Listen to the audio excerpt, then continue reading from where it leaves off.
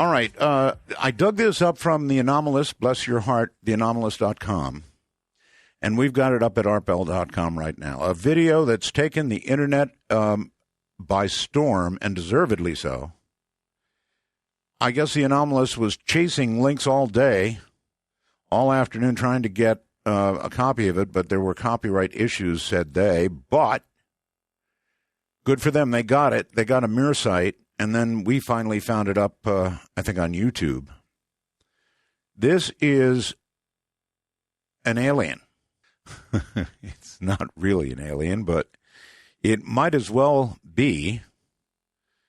I'm going to try and pronounce it. It's a Stygomedusa gigantea. Maybe.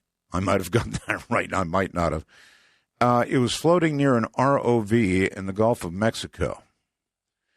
It has been seen before, but I don't think we've ever seen this good a picture of it. I don't know what you'd call it, but it's not anything that looks like it comes from Earth. That's for sure. So you can take a look at it if you want. It's up at artbell.com, and it'll blow your mind. And then this other item caught my attention today.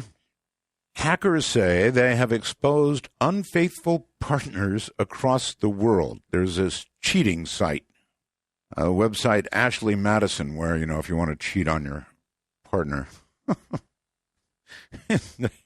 I guess what happened is somebody hacked into it, and the hackers said, look, either you take your site down, stop doing what you're doing, or we're going to dump this data. Well, dump the data. Apparently, they did.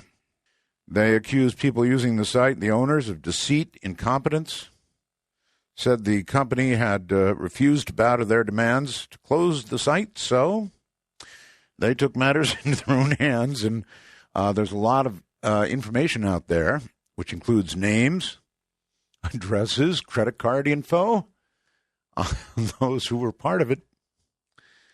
Whew, what a mess that's going to be. And what a mess we've got on our hands tonight in more than one way. By the way, on behalf of Keith Rowland, he is going through some renewal jitters. That's, I guess, the way I would put it. Some of the people who joined, I don't know, like a month ago, are getting notices that they're expired. Don't worry, you're not expired.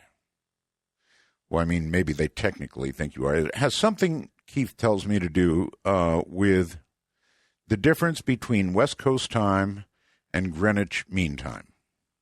And that's all I know right now. Otherwise, I know, don't worry, don't email Keith. He's already having little digital babies. So, okay, in a moment, we're going to do something awfully serious, and it really, really is awfully serious. I like doing lighter shows, but, the question is, would our own United States government shoot down a civilian airplane with 230 passengers and crew by either not intentionally, you can't, even I can't imagine that. Would they do it by mistake and then cover it up? I guess we're going to find out tonight. A lot of new stuff is going to be here. So coming next is Bill Birnes, a New York Times bestselling author, the creator, consulting producer, writer, and lead host of History Channel's UFO Hunters, and one of the creators and guest experts on history's ancient aliens. He is currently featured as a commentator on Discovery's Unsolved NASA Files and the upcoming Reels TV Dr. Feelgood.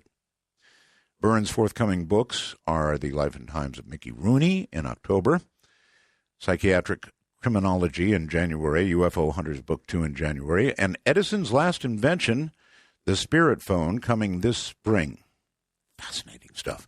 Birnes holds a Ph.D. and a J.D., was a National Endowment for the Humanities Fellow, and is co-host of the Dark Matter Digital Network's Future Theater with co-host Nancy Birnes on Monday nights from 10 p.m. Eastern. With him will be Jim Sanders. Just so you know, Jim joined Seal Beach, Orange County Police Department back in 1966, straight out of college, specialized in accident investigation for a majority of his career, Medically retired in 1977, completed his B.S. degree at Christopher Newport University, Virginia in 79, worked in politics 80 through 85, ran a primary congressional campaign against John McCain, was the first executive director of the Virginia Legislative Caucus, began investigating federal lawlessness because of a conversation he had with Wall Street journalist in 1986. Soldiers of Misfortune was his first book, co-authored with Mark Sauter. In 82, The Men We Left Behind. 93, The Downing of TWA Flight 800. 1997, Altered Evidence. 2000, First Strike, co-author Jack Cashill. 2003, co-produced a documentary with Jack Cashill in 2004. Very prolific, huh? Currently working on the definitive book on TWA Flight 800 and a second book that will, for the first time, give the factual story of the behind-the-scenes war between White House extremists and a secret American military intelligence unit tracking the communist influence surrounding FDR and the KGB's monitoring of the military intelligence unit. Now, again, to me, the whole thing comes down to, would we, if we did by mistake shoot down an aircraft with 230 people on it, passengers and crew, would we hide that? Would we cover it up? By the end of this night, I guess you will know. That's what they tell me. So coming up in a moment, Bill Birnes and TWA Flight 800. Bill Birnes and Jim Sanders. Bill and Jim, welcome to Midnight in the Desert. Thank you.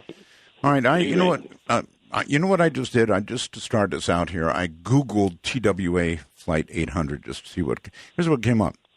In 1996, TWA Flight 800 was shot down south of Long Island.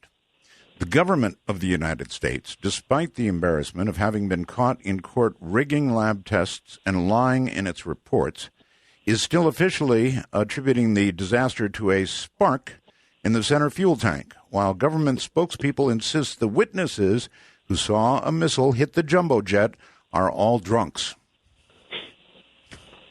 Anybody want to react to that? Well, that's amazingly, they managed to sell that to the New York media, and of course the gray lady of the New York Times kind of ran with whatever the FBI sent them, and NBC ran with whatever the NTSB sent them. But to believe that the news media of the United States would believe that New Yorkers, I mean, I'm from the West, so I'm willing to believe a lot about New Yorkers. Yeah, they when they see something going up, it's actually something coming down. Yeah, and it was just pathetic, you know. And of course, it went on into to the residue that I got a hold of, and how can a thermite product be glue used by airlines? All right, well, let us begin at the beginning, and that would be July 17th of 96, when it did go down. And by the way, I want to tell everybody, go to artbell.com. You're probably already there looking at that sea creature.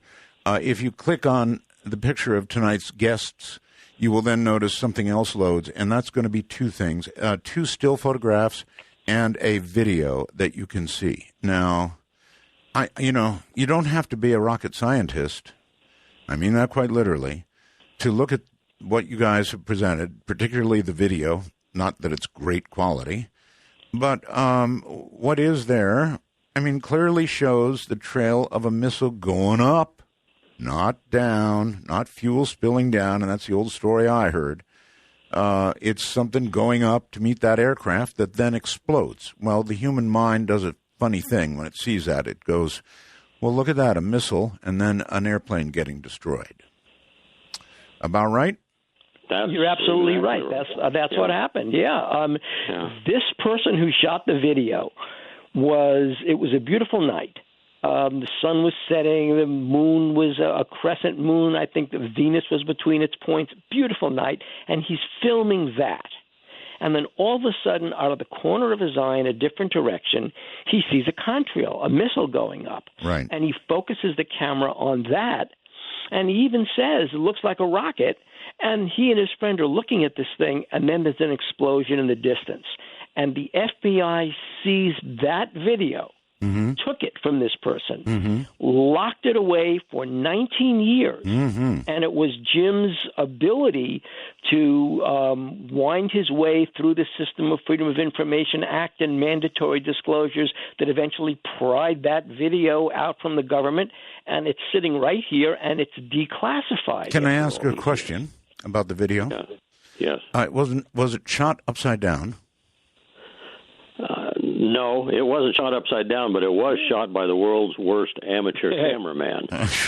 All right. Well, I'm sort of half making a joke. It's not a joke at all. The only way that could not be a missile going up would be if the whole thing was shot upside down. And finally, the camera wasn't drunk, was it? No, the camera wasn't drunk. And to add to that story, I first picked up on it from a Fox News team that was out on Long Island that night trying to buy that video from the cameraman. God, I remember that. I remember the report of that. Right. And it actually was bought by someone that we believe was NBC, but we can't prove it, but we do have circumstantial evidence that it was, because all these years that I've gone around talking, people swear they actually saw it once and they were glued to the TV the rest of the night and it never showed up again. And all right. I hate to do this to you two guys because I've got to. On my Facebook, I announced we were going to sort of blow open the whole TWA 800 story. And inevitably, somebody popped in and wrote, "What's TWA 800?" So, enough time has gone by, guys, that we've got people who don't even remember this. So tell them where that flight started, who was on it, where it was going. Jim, go ahead. Okay, it started out at JFK Airport. It took off about 20 minutes after 8 p.m. out of JFK on the 17th of July, 1996, before a lot of your audience was probably even born, and was headed for Paris. So it comes out of JFK and kind of sweeps around and heads east. It's south of Long Island over the water, but it's only about 9 miles out over the water. So people standing on the shoreline, and it's at dusk, but there's plenty of light out there. I know because I went and stood where some of these key eyewitnesses were at the same time that they saw what they saw, and you can very clearly see a 747 as it's climbing out into the sky. And I'll just use witness 73, a lady from Madison, North Carolina. She had her tootsies in the water and was looking, and she'd been in the travel business, and she sees this 747 level off lower than it should have leveled off, which is exactly what happened. And she goes, "Oh, my God, I wonder where they're going, and I wish I was on board." And then shortly thereafter, she goes, "Well, maybe not," because out of the corner of her eye, her testimony, she sees a missile sweeping up towards Flight 800, right side. It looks like it's going to fly by it on the right side, and it makes a sharp left and comes in and hits the airliner right where the leading edge of the right wing fastens to the fuselage. Yeah. And it was in an upward angle and came, and went up through the fuselage in the business class and out the top. She saw that, and the FBI has refused to believe that she actually saw that, and we don't understand why. And the CIA, let me just wrap it up with this one on Witness 73. I filed a FOIA with Freedom of Information Act with the CIA to get their paperwork saying why they do not believe her. Can I back you up and ask you one question about the testimony? She said that it leveled off before it should have. And it did. Okay, what do we know about that? What leveled off at flight level what? 13,000, just over 13,000 feet, because there was other traffic that it had to hold for. Okay, so it was ordered to do that by air traffic. It was ordered to do that, correct. Right, by ATC. Gotcha. Okay, good. Right, and so the CIA sends me a thing back, kind of a hate letter, which that's kind of the norm for me and them, and says that they simply do not have the ability to find such paperwork in their files, and it would be too burdensome for them to try to manually find it. That's their excuse for not being able to tell the world of their genius interpretation of what she clearly said. And we have her exact statement. Okay, so they didn't actually down at the bottom of the letter saying, by the way, we really hate you. Well, no, but things get really pissy, and I hope that's not too much of a swear word. No. Between me and the FBI and the CIA and the Justice Department, when they found out that they for some reason, I don't know why, because I got it legally, they apparently didn't know that I got a hold out of their files legally, this visual of what actually happened. And they have really been, let's say, not happy since then. Oh, I bet. Yeah, see, they know that the truth is out there, but the reason that Flight 800 was there, and this is important too, is that was a military operations area. That's Whiskey 104 over southern Long Island. And that went hot because there was a test of this program called the Cooperative Engagement Capability that night. That was scheduled.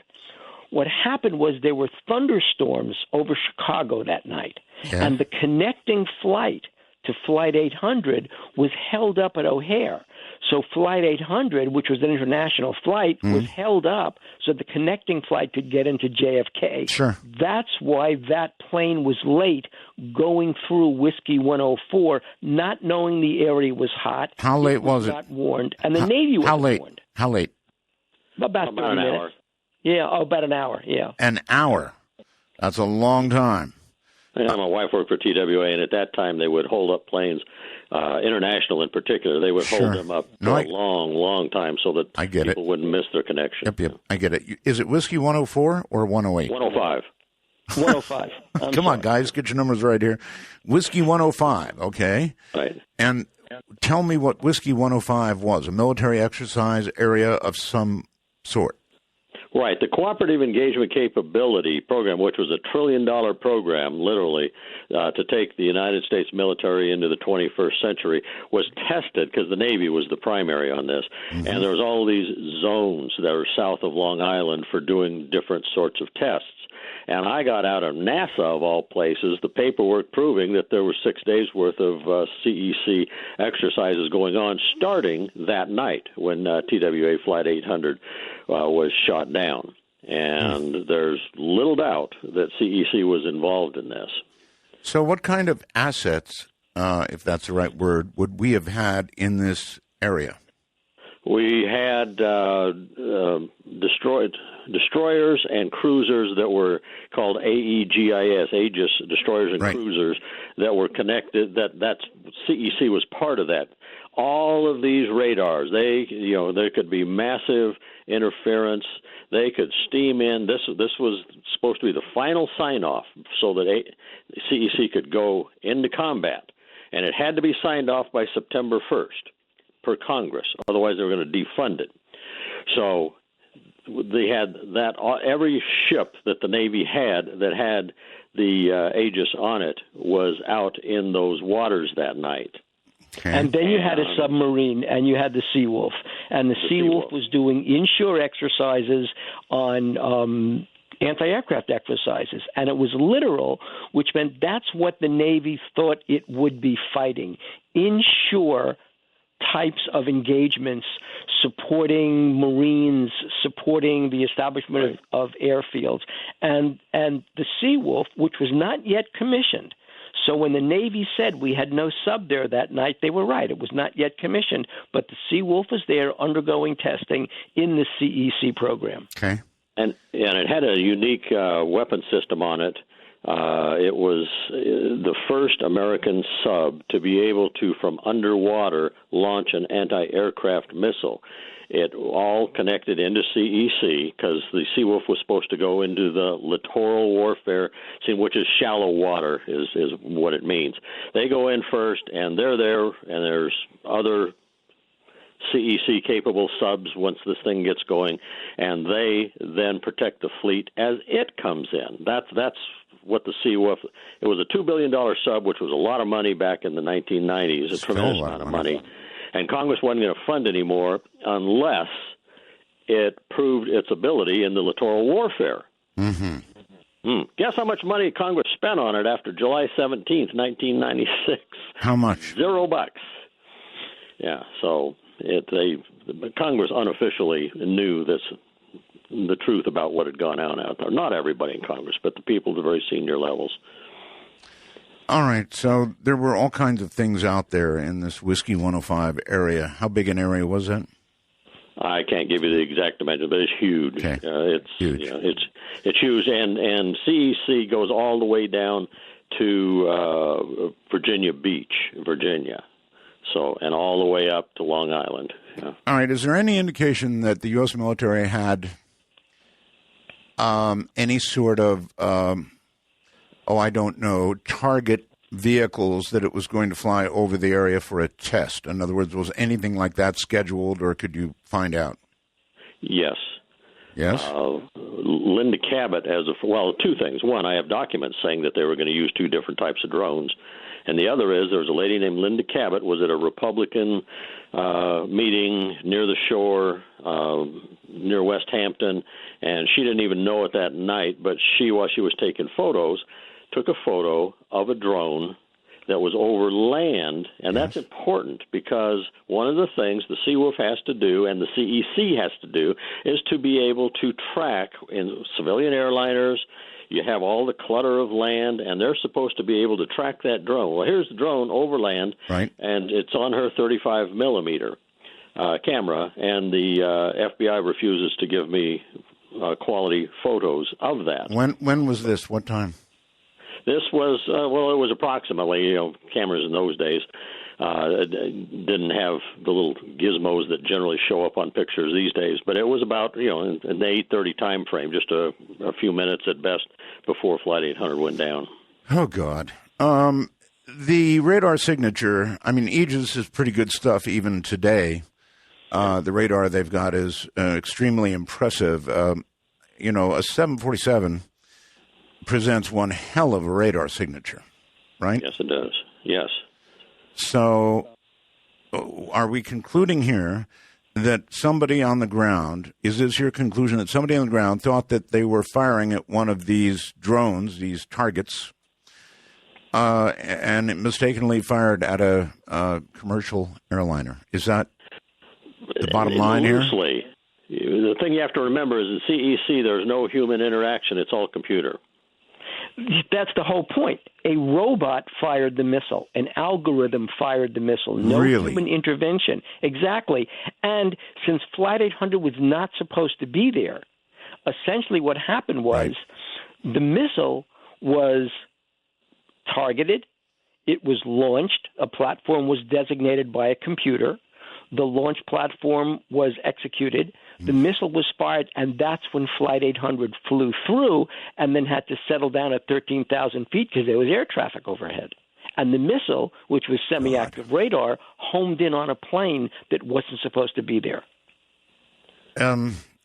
Do you know what kind of homing mechanism this state-of-the-art at that time missile was using?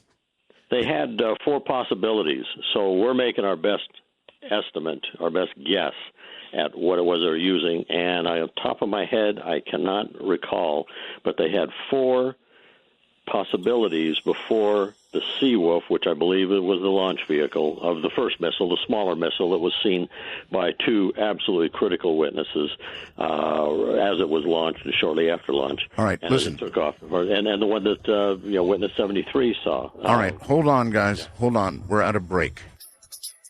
Dark Matter News. I'm Leo Ashcraft. Deadly Portuguese man-of-war jellyfish with tentacles as long as 5 London buses. People have been reporting these sightings all around the English coastline, prompting fears of invasion among conservationists. Normally living far from land and the ocean, experts from the Marine Conservation Society say the Society's survey team has received many reports of them near the shoreline this year. The venomous jellyfish, which can reach 160 feet in length, can be deadly. Even with their massive size, swimmers and surfers are not always able to spot them before they are stung, and a single touch from these massive monsters can be deadly. Last month, there were 30 reports from locals in the southern English counties of Devon and Cornwall. Experts are saying the data suggests that a significant recent rise in the numbers of some jellyfish species in the UK seas is underway. But why is this happening? Some suggest global warming is to blame. Researchers so far have been baffled. In 2013, there were 1,000 reports involving hundreds of thousands of jellyfish in England. Last year, the number of reports increased again to over 1,400. And by July this year, the survey had already recorded over 1,000 reports. August is usually a peak month for jellyfish sightings, and so 2015 looks to be another record breaker. The creature's venomous tentacles can deliver a painful sting, similar to a cut with a knife, with rash-like symptoms developing immediately. The Marine Conservation Society said the rise in the number of jellyfish around the British coast can be no longer ignored. A rare fire rainbow appeared in the sky over South Carolina on Sunday evening. Social media eagerly shared images of the fire rainbow, which appeared in wispy clouds over the Isle of Palm, South Carolina. Some people on Twitter said the rainbow looked like angel's wings, while others likened it to a whale tail. For a fire rainbow to appear, the sun must be at an altitude of at least 58 degrees above the horizon. In order to produce the rainbow colors, the sun's rays must enter the ice crystals at a precise angle to give the prism effect of the color spectrum. Fire rainbows are neither fire nor rainbows, but are so called because of their brilliant pastel colors and flame-like appearance. A circumhorizontal arc is an optical phenomenon, an ice halo formed by the refraction of the sun, or moonlight in plate-shaped ice crystals suspended in the atmosphere. These are typically found in cirrus or cirrostratus clouds. In its full form, the arc has the appearance of a large, brightly spectrum-colored band running parallel to the horizon, located below the sun or moon. Dark Matter News. A creepy doll, known as the camera-shy doll, was previously in one of the most haunted houses in the world, the home of wealthy Captain Jack Geiger and his 12 children. Located in Key West, Florida, a number of spooky sightings and weird sensations have been witnessed in this house. But no stories are more terrifying than that of the camera-shy doll that lived there. When a cholera epidemic was sweeping town, many sick children were brought to the nursery, where they would spend their last days in this room, hidden away from the fearful residents. The house was opened as a museum in 1960, and that's when this doll was placed in a toy box. Ghost hunters and passerbys have witnessed ghostly children laughing, crying, and playing in the nursery. The captain himself has been seen walking with his daughter Hannah in the gardens. The doll is said to have belonged to Hannah, whose strange, eerie portrait still hangs in the house. The doll is said to have walked out of the house on its own. The museum manager was constantly being called to investigate alarms being tripped by movement in the house. The activity would always be from the doll's room. Security frequently reported seeing something in the window, but when they went to investigate, there was never anyone there. Whenever visitors tried to take photos of the strange-looking doll, they all experienced problems with their cameras. The house is said to be one of the most haunted in the world. I'm Leo Ashcraft for Dark Matter News. Well, okay. My guests, Bill Birnes, Jim Sanders, the subject TWA 800, 747, jumbo jet, 230 total passengers, crew on board. After 8 o'clock at night, leaving New York about an hour late, headed for Paris. Then we've got the military out in what is described as W-105 with all kinds of Aegis stuff, submarines, destroyers, that kind of thing. We've got drones that are in the air, presumably to do some sort of test with all the W-105 stuff. And we've got this jumbo jet leaving New York about an hour late and leveling out way below what would ultimately be cruising altitude. Then we seem to have a missile. I think that all of you, before commenting, should go up and look at this video. No question about it. It is a missile, and it's going up, not down. It's a missile. Question is, whose missile is it? Well, gentlemen, welcome back. One shot in the dark here. If this had been somebody else's missile, as in any foreign power anywhere, we would have been all over it immediately, right? Absolutely. That's correct. One thing you have to remember, that is not a little tiny contrail of a shoulder-fired missile. So man pads is what they're called. That's out. As soon as the FBI saw that, they knew beyond any doubt this was a big stomping missile, and it ends up this is the Backstop missile, the second missile that was fired to take out the first missile that was going in awry, and we don't know exactly what went wrong. But in the test, that missile was supposed to intercept something when there was civilian traffic around, and the drone was supposed to come out of a landmass, which it did, and we got photos of it over the landmass, and for some reason it locked on to the wrong target, and so this big missile that you see in the video is the Backstop missile, the second missile that did all the damage on the front and left front side of the 747. Okay. Question. It is my understanding that if the military is going to do something like this, they send out a notice to airmen, I thought. Now, they did send out a notice to airmen, so it was sent out.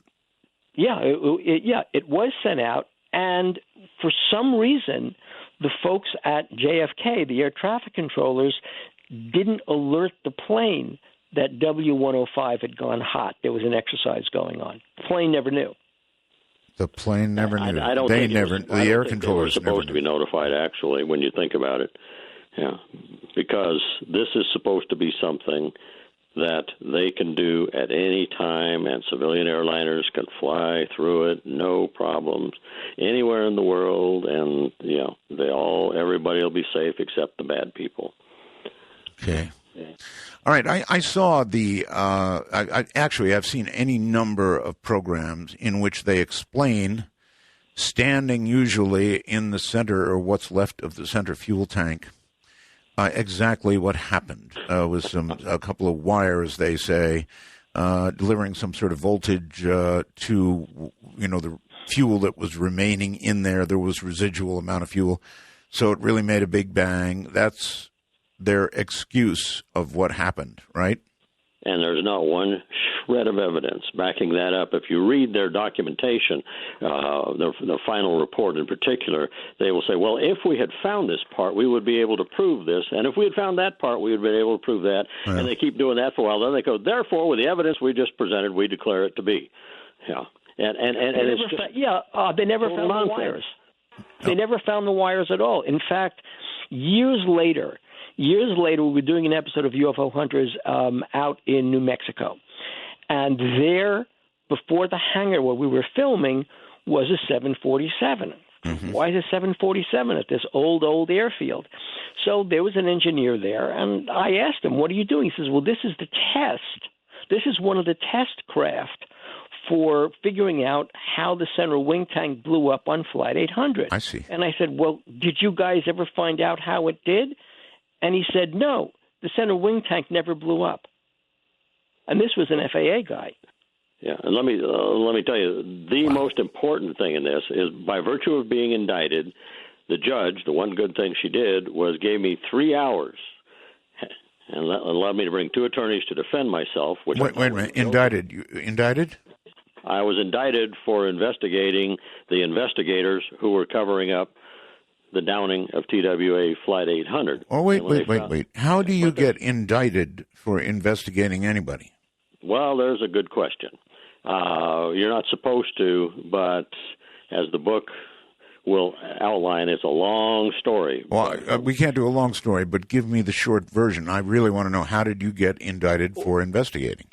Because basically, go ahead. It's the government set aside its own protocols for investigating a journalist. Jim was a journalist for the Riverside Press Enterprise, a credentialed journalist in the state of California, and the government, knowing the two previous books that Jim had written that put him on the Defense Department's radar, The Men Who Left Behind and Soldiers of Misfortune, basically saying that we left behind soldiers in World War II, in Korea, and then, of course, it was that we did the same thing in Vietnam. And the Defense Department knew this. So they knew that Jim was basically a pain. And what the government did was they ignored the fact that Jim was a credentialed journalist and seized his mail and seized a whole bunch of materials that they shouldn't have done.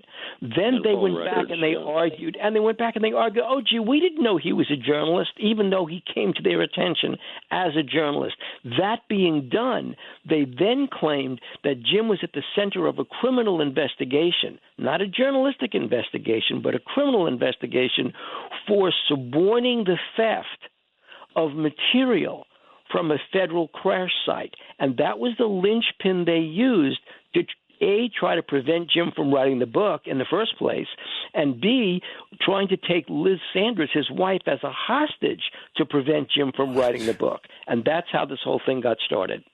Oh, my God. Right. The story that broke, that where the FBI and the Department of Justice and the White House and everybody else figured out, oh, it's this guy. My name, it was in the March 10th, 1997, front page, Riverside Press Enterprise. When they found my name where it said James Sanders, just to the left of it was investigative reporter James Sanders. Throughout the entire 4 years of the case, they refused to acknowledge that they could see those two words, investigative reporter. Yes. And if they couldn't see those two words, then everything they did in seizing all the stuff, my phone records and FedEx records and everything, that allowed them to find one of my most significant source, that would have all been illegal and they'd have had to throw it out. But if they simply couldn't see those two words in that newspaper, we even took it into court, and my attorney takes it up to the judge and points out, see, Judge, right there. Uh-huh. Yeah, and the judge, so what?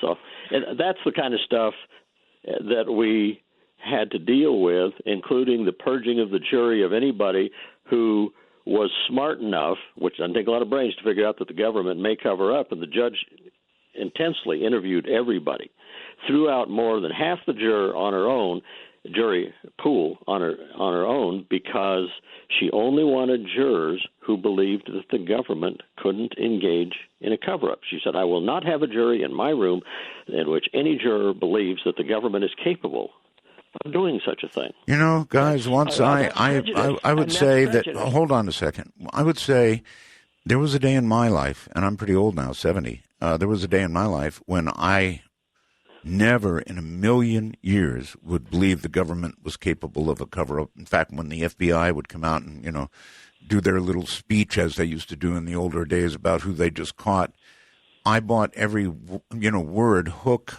line, and sinker. The government, this was America. They're our government. Right. They can't do any wrong. So there was a day like that in America for those of us who were old enough, and that day is not today. Yeah, Bill and I are both your age, and I know for a fact that's exactly the way I was brought up to believe exactly what you're saying. And if I hadn't first gone through investigating an old cover-up from World War II having to do with prisoners of war, and hadn't seen how they come after you, me, as a journalist, when you're doing something that old, why would they do such a thing? Type thing. If I hadn't had that in my background, I doubt that I would have been able to slog through this. All right, so how solid is your proof that their mechanical failure story just is, absolutely not true? It's 100% solid. You have a missile going up, and unless you have 100 fat geese coming down, you've got a plane coming down. That video is in the FBI files. It was hidden there. It took me 19 years after I was told that such a thing existed to slowly gather the paperwork trail, as the FBI, when they put out thousands of pages, just massive document dumps to different people, I would go through there and I slowly built my little inventory of paperwork until I finally came up with a file number where it was and exactly what they had done. They had sent it down to Quantico, Virginia for an analysis, and it came back, and I have all the paperwork for that. And it came back, and then it was stuck in this file. And when I filed my mandatory, I got it. So now you start the story with that video out of their files, and they declare that there is no other paperwork attached to it. So we've got them cold. That's in their files. It's not if in fact they thought, well, gee, maybe somebody manufactured this, or maybe, it was some other missile going up and some other plane coming down, that paperwork would be there. Right. No. That's real McCoy, and there's no mistaking what it is. I hope everybody goes to artbell.com, click on these two gentlemen, and then what's below it includes this video that we're talking about right now, showing a missile going up. That's all there is. It's going up. And then Jim interviewed the witnesses. Well, I remember the night it happened, guys. I remember the night it happened. And I remember the media going around interviewing all kinds of people. And I remember then that these people, some of them got interviewed by the FBI. FBI never even bothered to talk to some of them. And discounted so much of the eyewitness testimony, and there was a lot of it. Boy, in the early days of the coverage of this, my God, there was a lot of eyewitness testimony, and it just all got squished. That's the right. FBI and the CIA collaborated with each other to alter the key witness statements. Mike Wire, which we have a transcript of a meeting between the Defense Intelligence Agencies and the CIA and the FBI, and why they have a transcript of it, I don't have a clue, but they did, and they said, well, Mike Wire, witness 571, standing on Beach Lane Bridge. Boy, if what his first statement, if it's accurate, that was a missile. But we went back and re-interviewed him. We didn't want to leave a stone unturned. Honest to God, this crap's actually in these things. And Mike goes, oh, man, I should have had a V8. No, I didn't see that missile like my statement says. I didn't see anything until it was 20 degrees up in the sky. Well, I got to know Mike Wire, and Mike Wire is the most straight arrow guy in the entire world. And Mike Wire says, that never happened. I never changed my story, and I never talked to him again. It was all made up. And they made up another story for Witness 73, and they hid Witness 740, who backs up Mike Wire. And it just goes on and on and on. They altered not just witnesses' statements, that reconstruction where you were talking about, the guy standing in the center wing tank, massively altered. And I can prove that with photos. I have pre-altered photos and post-altered photos. Wow. They altered that so that the missile that Witness 73 saw come up the right side, it was a thermite warhead. Intense heat damage was on the right side. And there is, in fact, intense heat damage before they covered it all up. And there's physical trace evidence from the seat backs in business class. Yeah, that I want to ask Jim about. had analyzed. What did there was some kind of residue there, apparently, right? There was. What was it? And it was a red residue, and it was from. It took me months after. And I just need to say this. Preface this. It took me about 6 months after the article came out on March 10th, 1997, before I actually knew it was from a thermite warhead. A missile scientist who knew about warheads because he worked on them was the one that he actually called up a lawyer friend of mine. I go to Virginia Beach, Virginia. I sit down and talk to him, and he says, Sanders, what you got here is a thermite warhead on top of a solid fuel missile. So you're right, it's consistent with solid fuel, but it's 100% consistent with a thermite warhead. And that happens to be unique to the United States Navy in 1996. Nobody else had one. Nobody else could have fired one. Okay, well, there would have been a unique chemical signature, right? And there was. And what did they call it? They called it glue. They called it adhesive. So what they're when you say they, you mean the government? The government, the FBI, the NTSB, and they just started screaming from the rooftops that it was glue, it was glue, it was glue. And my best response at that time was it was consistent with a solid fuel missile, which is partly correct, but not entirely correct. If I'd have had thermite on my lips then, I'm not sure what they would have said. But anyway, they used that. They went to Congress multiple times and told Congress, oh, there's red stuff all over every crash that there ever is, and it's just glue. And what it is it's this intense heat thermite stuff. So they're saying TWA used thermite glue. And there was smoking in those days in passenger planes, so every TWA airplane would have burned up. Yeah, I remember. I smoked in them. It was nice, actually. So, I mean, where does this go now? If you prove that this was shot down, the video seems to prove it. The official investigation would have to be all bunk. You seem to be showing that. Yes. So where do you take this? I mean, the bottom line conclusion, if all this is true, is we shot down our own civilian aircraft.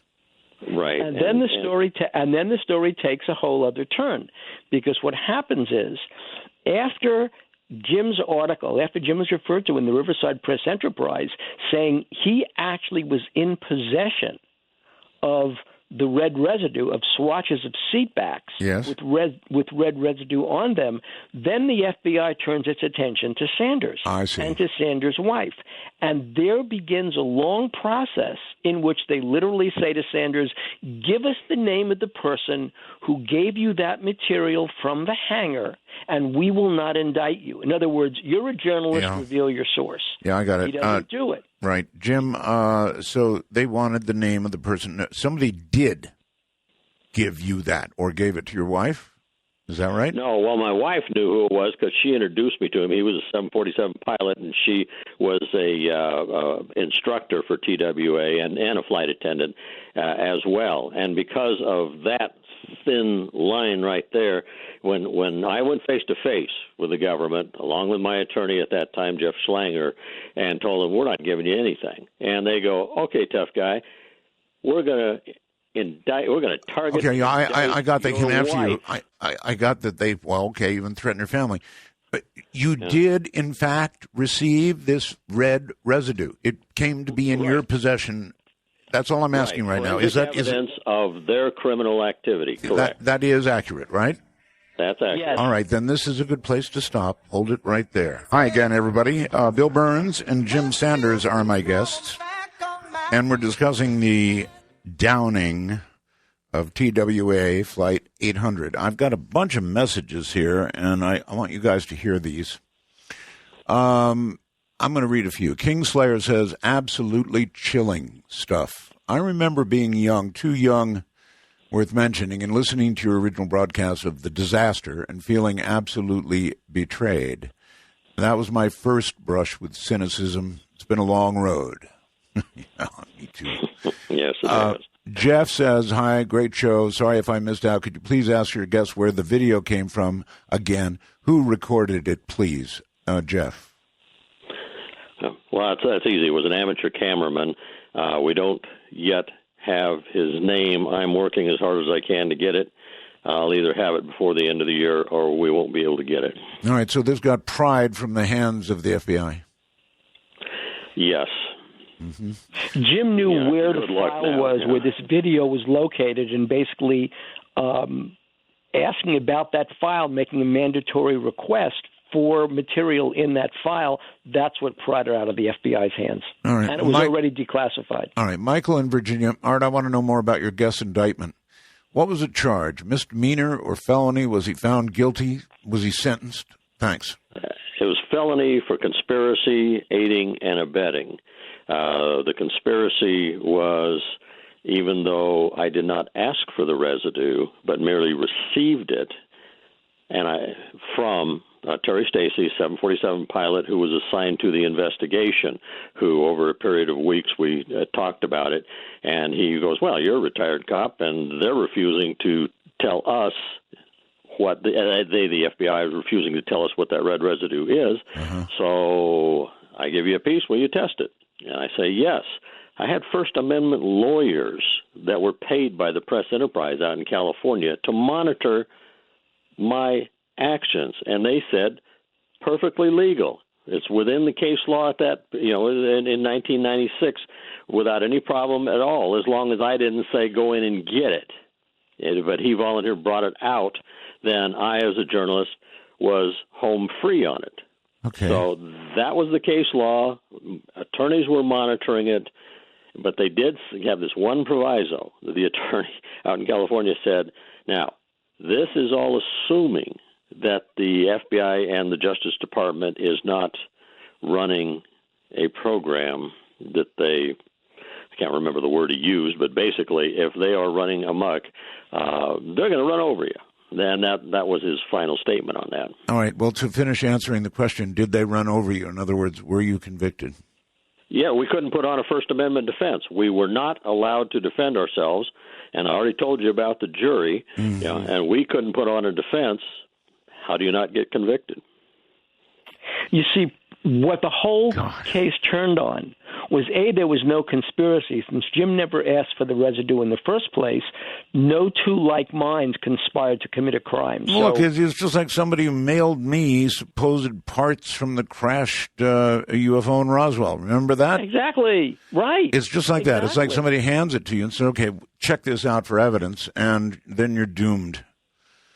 So that's piece one. Then piece two is when Jim and Liz, through their attorneys, go into court and say to the judge, well, this was a whole journalistic enterprise. I'm protected under the First Amendment. The judge then goes into contortions to throw out a First Amendment defense and say, well, you're really a souvenir hunter. You're not a journalist. You're a souvenir hunter. You're telling somebody to send you souvenirs from a plane crash, and so you get no journalistic defense. So she actually throws First Amendment out of the court. And so once you throw First Amendment out of the court, when you're a journalist, where is your defense? And then she taints the jury pool so nobody believed the government could engage in a conspiracy. So you can see what kind of a trial that was. So you're saying that in Guavir, they actually made it a point that the juror would have to believe that the government could not possibly engage in a cover-up before they were on the jury? Absolutely. Exactly. I mean, it took hours for her to do this. And can you imagine, I'm sure the audience has probably already imagined what kind of a jury you get who believes that their government could never. Actually, I can't imagine that as a disqualifier for a juror, actually. Yeah, it was something to behold, and I want to tell you, the New York Times had a reporter in the audience. Not a word of it was anywhere. And NBC had a reporter there, and when we came out for a break, the only thing the NBC reporter said in a question to my attorney was, why didn't Mr. Sanders just give the residue back? That was NBC. Seriously? Honest to God. Okay, so the answer is you were convicted. Yes. Somebody in Vegas asks, has any mainstream media shown the video with the contrail going up from the ground to the flight, and if not, why not? From where does the pressure come that prevents a network news show from showing the video that we've got up there right now? Well, tonight is the first time it's ever been shown publicly. I just got it in April, and, you're trying to line up your ducks. The one thing you have to understand, if you just willy-nilly piecemeal throw stuff out there, nothing is going to happen. So we're trying to get lined up the book, the documentary, start getting it out on radio and get it out on TV. So it's breaking right here. Right here, right? Yes, it is. First time. Absolutely. Oh, my God. Well, that'll end us all up in court, probably. So I'm going to go back and watch this again. But it seems to me there's no question. I do want to ask you a few questions about the video, if I can. Sure. For example, there is this breakup. I mean, it's within the video. I can't put my finger on what kind of breakup I'm seeing. Can you? Well, first of all, it rises in about the first third, and then it goes to white. And we don't know why that is, and then back to the gray contrail, and then it looks like it kind of edges over, and after that you can't really tell what it's doing until you see things coming down. Are you talking about it with the 747 coming down? Well, I'm talking about the whole video itself. During the video, you see, what's the right word? it almost looks like digital breakup, little blocks. What the cameraman is doing is he's trying to adjust his lens. And this is a 9:6 video. Right. So what you're seeing is this depixelation. The image is breaking up as the cameraman tries to figure out what he's looking at and why this object is coming up out of the water. So it's close, it's back, it's close, it's back. Okay. And he's shooting in low light. So the camera is struggling very badly to capture this. There is a it pixelizes. Those are pixelized squares. It doesn't take. We went to the stills that we lifted off of there. Well, that's right. It doesn't take anything away from it. You can still clearly see what's going on. I just was curious because this is a gotcha video. It's a gotcha video. Very much so. Right, and there is. Of course, I couldn't back in 1997. I couldn't figure out what the government was going to say on the red residue, and they obviously couldn't either because it took them about 72 hours before they go, well, we can't lose it. We don't have anything better, and they ran with it. My belief is they were softening up the dominant media to take that line of nonsense, but that's just me. Yeah, so we're probably headed for trouble here, huh? Yeah, well, it'll be interesting. At least you'll see your tax money at work, and hopefully they'll come up with something really, really clever. But since they can't produce any document out of, because they ask for you, I've got the documents saying from the FBI in New York, from the TWA 800 investigation, we want an analysis of what this is. And so the analysis came back. I can prove it came back because I've got the documentation proving it came back. I just don't have the documentation itself, and I asked specifically for it, and they closed out my request. When you close out a request, it means that's all there is. There ain't no more, and that's when I filed the appeal. And they have till the end of October to either produce it, say they aren't going to give it to me, or they can't find it. Okay. Have you had this? Has this film been privately analyzed? A retired Air Force intelligence colonel viewed it, and we just did that bill. And we did it just so that if somebody asks us, we can say that perhaps we're too. And we're not accusing you of anything here, but this is what we expect from the government. You two are too stupid to analyze this thing, but we have a real expert who analyzed it for us. And Bill Scott looked at the film too, because I sent it off to Bill Scott, and we all know Bill Scott from Aviation Week. Very famous guy. Right. And he said, "Boy, this thing looks like a missile. There's a missile contrail." Now, that's as far as he would go because we weren't close up to the plane. But yeah, he took a look at it. And it's in the TWA files. Has the government said anything yet about this, or have they? Are they seeing it tonight along with me? Yeah, they're seeing it tonight along with you. I don't expect them to say anything unless it gets into a major news cycle, or the internet goes nuts over it somewhere between. Oh, the internet will go nuts over it. All right, I say take Keith Rowland, take him now. I had nothing to do with it. Poor Keith. He's suffering lots of slings and arrows. He might as well go to the pokey. This thing is awful. It's really awful. And I think now that people realize this is the first time that this is being seen, there's going to be a sort of a period of time now that's going to go by. People are going to rush up there by the gazillions and watch it and come to their own conclusions. But I'm not a rocket scientist. I look at it, and I know what I'm looking at. Right, and the disc itself, stamped on the disc, is the word declassified. So this isn't even a top-secret video anymore because the government itself declassified it. Right, and all the code numbers that are required to, for it being part of the Flight 800 investigation, that code number's on there. The code number for my mandatory request, that number is on there. So that is a legitimate video, and there's just no way for them to wiggle out of that. Okay, real quick.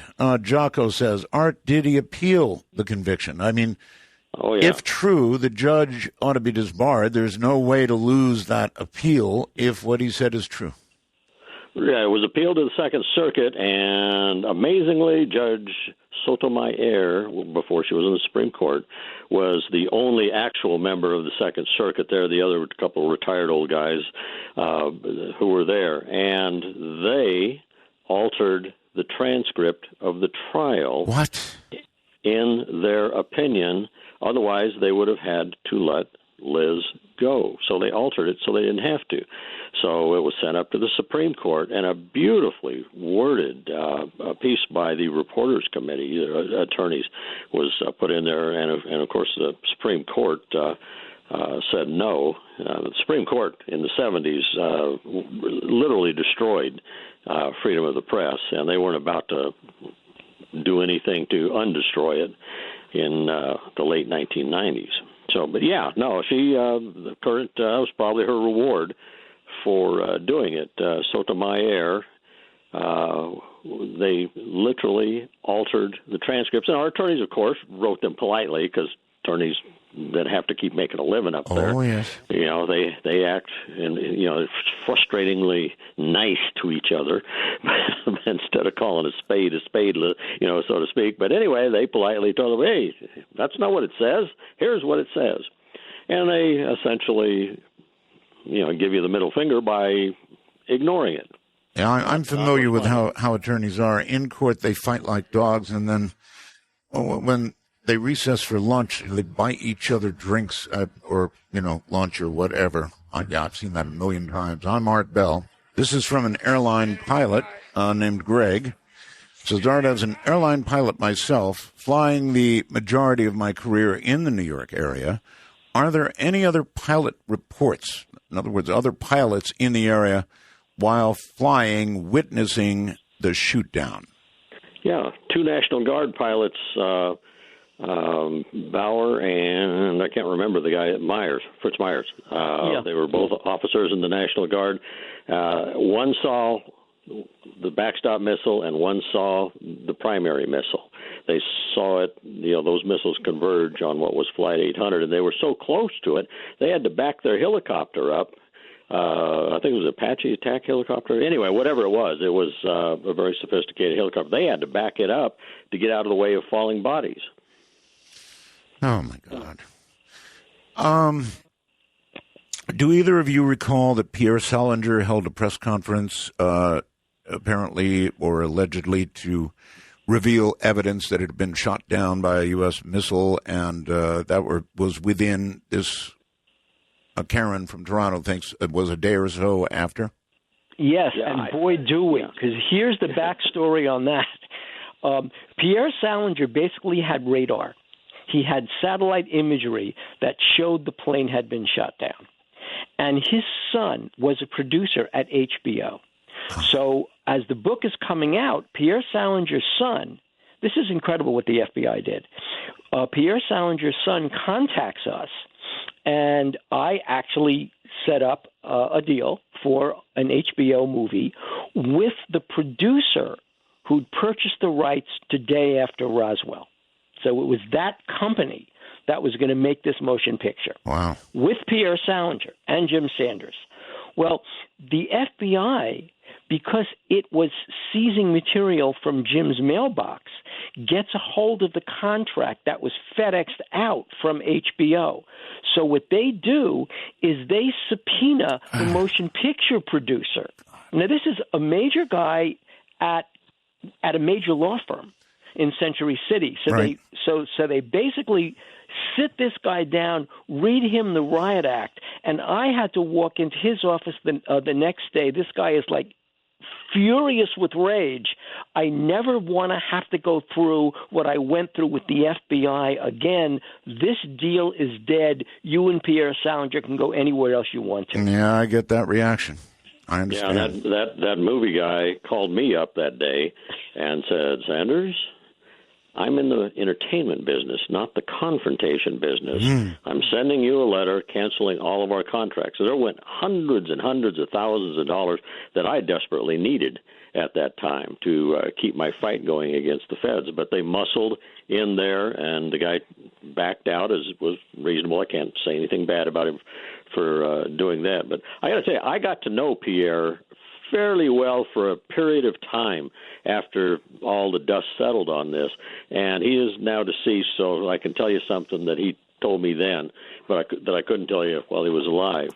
Okay. And he said his evidence, his best evidence, came from Mossad, but he could not say that publicly. Wow. One wonders how the Mossad at that point would have had any evidence at all of what was going on just off our shore. But the imagination runs wild. Satellite imagery, you say? Yeah, Pierre Salinger said that he had satellite imagery from Mossad, and he also said that Mossad investigated the crash because there were a number of Israeli citizens on that plane. And as a general rule, I think this is fairly well known, but if it's not, then this is a disclosure too, that when there's an incident in which there are Israeli citizens involved, Mossad, at least in the past, always investigated that, and it investigated this, and it was their conclusion that the Navy shot down the plane. You know, in the alleged internet nonsense, the FBI said that he showed, and that's what they used to discredit him. I took that alleged internet nonsense that I actually got from Aviation Week, and I called. It wasn't internet nonsense. These were guys from the FAA, and I can't remember one other organization within the federal government, and their phone numbers and names were right on it. I called them up and got the story from them, and I asked them, anybody, major media, any of the bigs call you up? Oh, nobody's called me up. You're the first person to call me up. What Pierre was showing you was internal stuff within the federal government about the shoot down of Flight 800. At any point in this horrid saga that you've described, that you went through, did you consider or did you get an offer to drop it here and things might be okay? Or did you... Well, the government did that, yes. If we'd back out of it, just give up the source, they'd prosecute him, put him in prison, and we were home free. That was the offer. And what the government did was they used Jim's wife, Liz, as the bargaining chip. Right. Yeah, they said, we're going to arrest her. We're going to detain her unless you give up the source. So it was like they were holding her hostage. But it was TWA. Now, this took place over a period of months. So Jim is writing so the way we're doing this is Jim is writing the chapters, the raw chapters, on the road because he can't go home. The FBI is there. Right. So he's the fugitive, the enemy of the state, on the run. Liz is also an enemy of the state, on the run, both in different directions, while TWA is protecting Liz when FBI shows up at an airport where one of her flights is departing. Instead of letting her off at the gate, they let her off at another hangar, at another part of the airport. She deplanes, goes on her way, and she doesn't get off the plane. And so the FBI was there at the airport going on. Yeah. Okay, well, now that we have done this, now that we've blown this sky high, as it were, what do you think will happen? I'm not optimistic tonight, unless the public gets behind this thing, and it would literally have to be by the millions. But what would they do? Over an extended period of time, nothing will happen. What would they do? This is the roadmap of what the government does. This isn't a unique experience. Got it. Again, though, what would the public do? Assuming they look at your video and they say, oh, my God, it really is a shoot down. Part of the major media picks give it some direction. That's all I can tell you right now. Well, if part of the major media picks it up, and the book is published, and the pictures are in the book, and let's just say that the New York Times, somebody at the New York Times reads this and says, okay, I'm going to take this seriously. They open an investigation. The Washington Post looks at this and says, and I know people at both of these papers because they cover my books. So, and I intend to write to them. So let's say that a Howard Fineman at Huffington Post or a Jonathan Capehart at the Washington Post picks this up, basically says, well, I'm going to make an inquiry. And they get stonewalled, but they actually have the physical photos, and they begin writing. Well, that's going to create some kind of a stir in the media. So there are two things that are going to happen. One, since this is falsification of evidence and obstruction of justice, somebody has to account for that. So they're going to look at the people where this whole cover-up started. Then this is going to be 2016. So who are they going to look at? Who's the president who's sitting in the White House when all this thing is going on? Well, it's obviously Bill Clinton. So is this going to be an issue in the 2016 campaign? Because this is a perfect issue for anybody who's running against Hillary. Hey, look what you guys did. Is this true? Is it false? Is this another mail server? Is this Benghazi? What is this? So those are the questions that are going to be raised. Where will it go? I think somebody's going to have to be accountable, whether it's Louis Freeh at the FBI or somebody else, accountable for who ran this cover-up and why. Well, this is Benghazi. Jim should get pardoned. Yeah, it's Benghazi times 100. Yeah, exactly. I personally believe that the audience that develops off of this is going to have to bang away at Fox. Fox is the only network that didn't get dirty over this.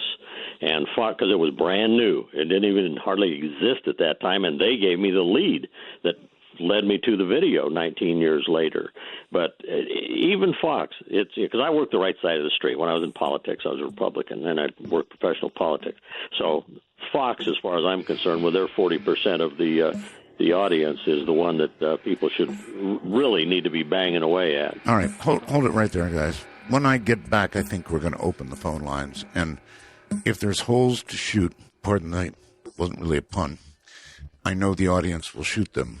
If you agree, if you've seen the video, if you have comments, you're welcome to make them. I'm going to open the phone lines, and we'll see what we get for these gentlemen. Bill Birnes, Jim Sanders.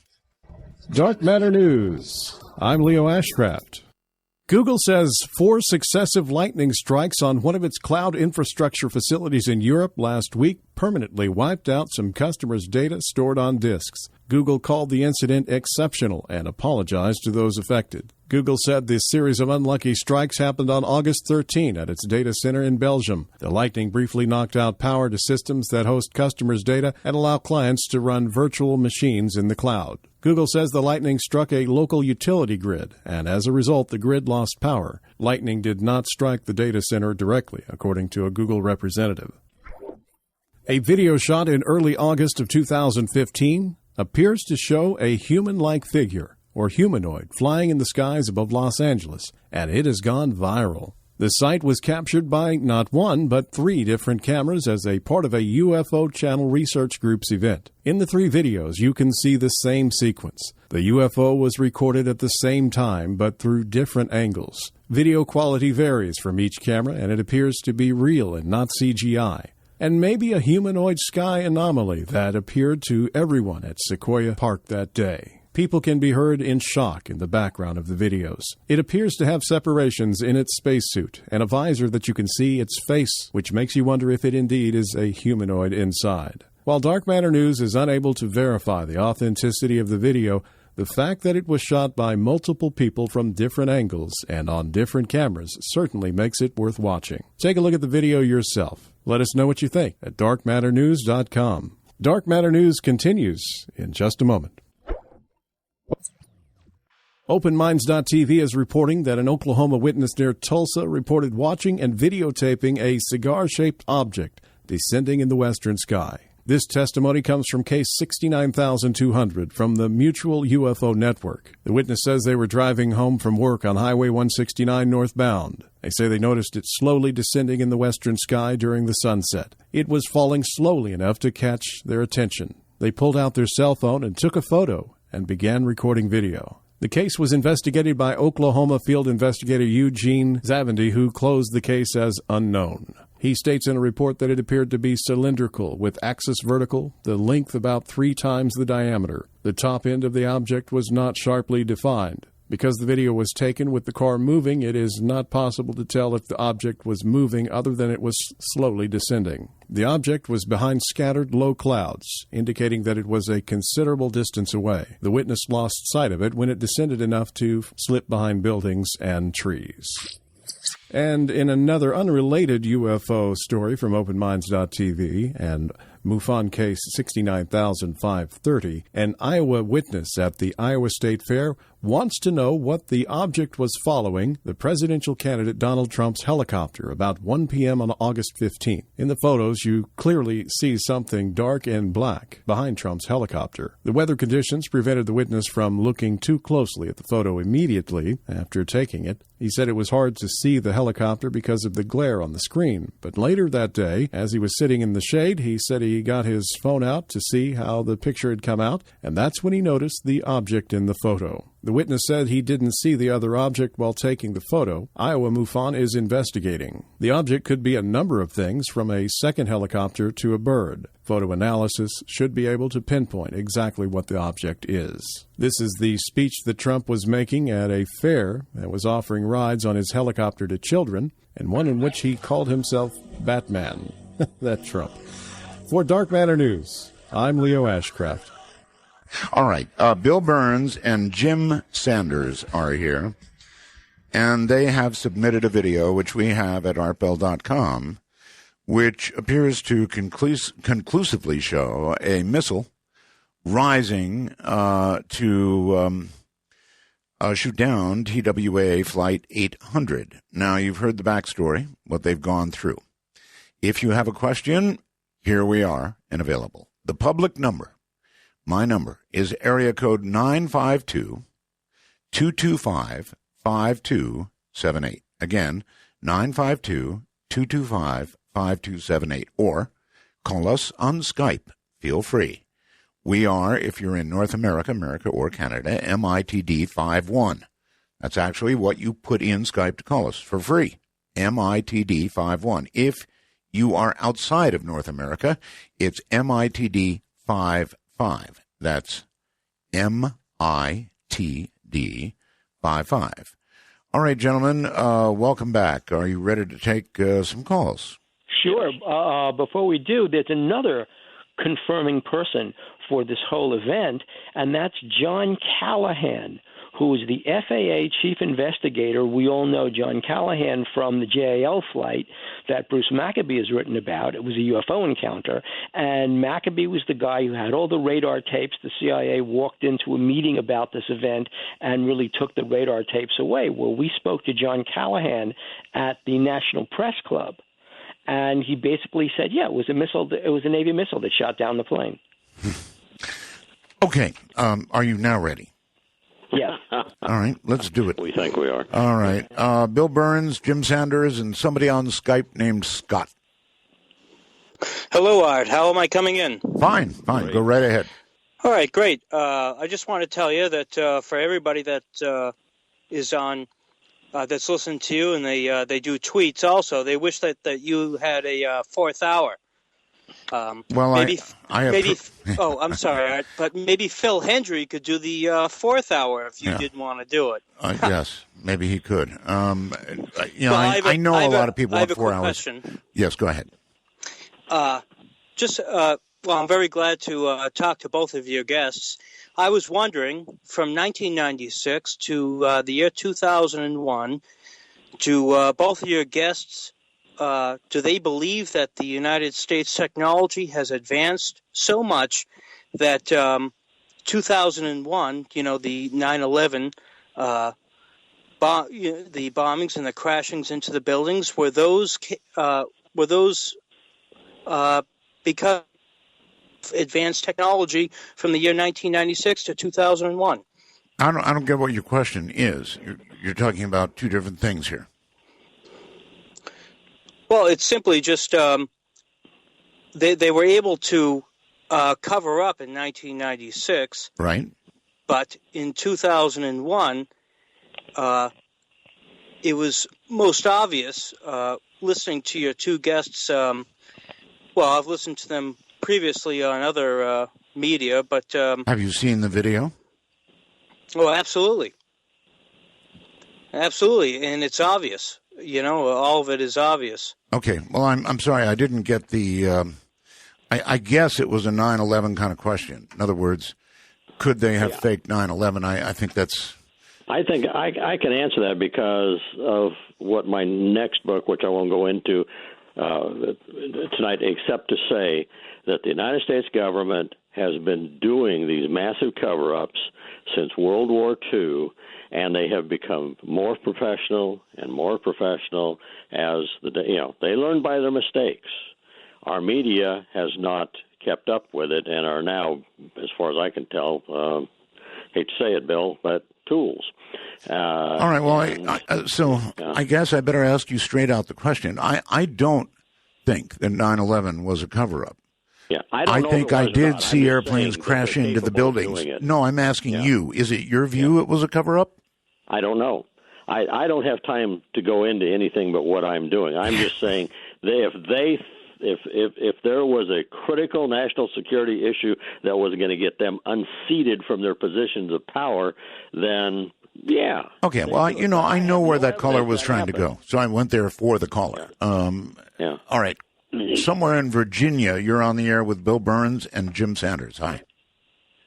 Hey, in 1996, I was a Marine radar technician working on F-18 aircraft across the flight line from Air Force One on Andrews Air Force Base, which, by the way, is a 747 aircraft. Mm-hmm. If that was an electrical spark, then why and what is the FAA's excuse for not grounding that entire fleet of 747s as is their standard operating procedure? Pretty good question. You're absolutely right. And that's hold it, guys, one at a time. Okay, go ahead.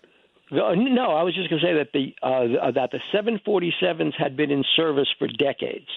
And if the center wing tank on its own, because of a spark, exploded, then you would think this would not be a one-off accident. There'd be other accidents like this. And you would think, as you just said, they would have grounded the entire 747 fleet and replaced whatever it was that caused the crash. They didn't and still haven't. Good point. I know for a fact, because of people I knew at that time before we got run over by the feds, I had a pretty good working relationship with some people that had a good answer for this, and the fact is nobody believed the NTSB on this one. There was because there was no reason to believe them. They never presented any fact. So you're saying the fleet wasn't grounded because nobody there believed all this? Exactly. Yes, and oh my God! Don't you think Boeing would have turned itself inside out to assure the American public that you could fly 747? This was a Boeing. Yes, they never did. All of this is really good. The video is devastating, absolutely devastating. Caller, anything else? I'm glad they addressed it. Thank you, Art. You're the best in the world. Thank you. Take care. Let's go to, I don't know where this is, Osborne something. Hello. Hi, this is Ron, and I'm out in Colorado. Okay, Ron, please extinguish whatever's playing the program. Yes, I got to do that right now. Yeah, you do indeed. Okay, is that good? It's good. As long as it's off, it's good. Okay, go ahead. Okay, well, I want to know if you're gentlemen there.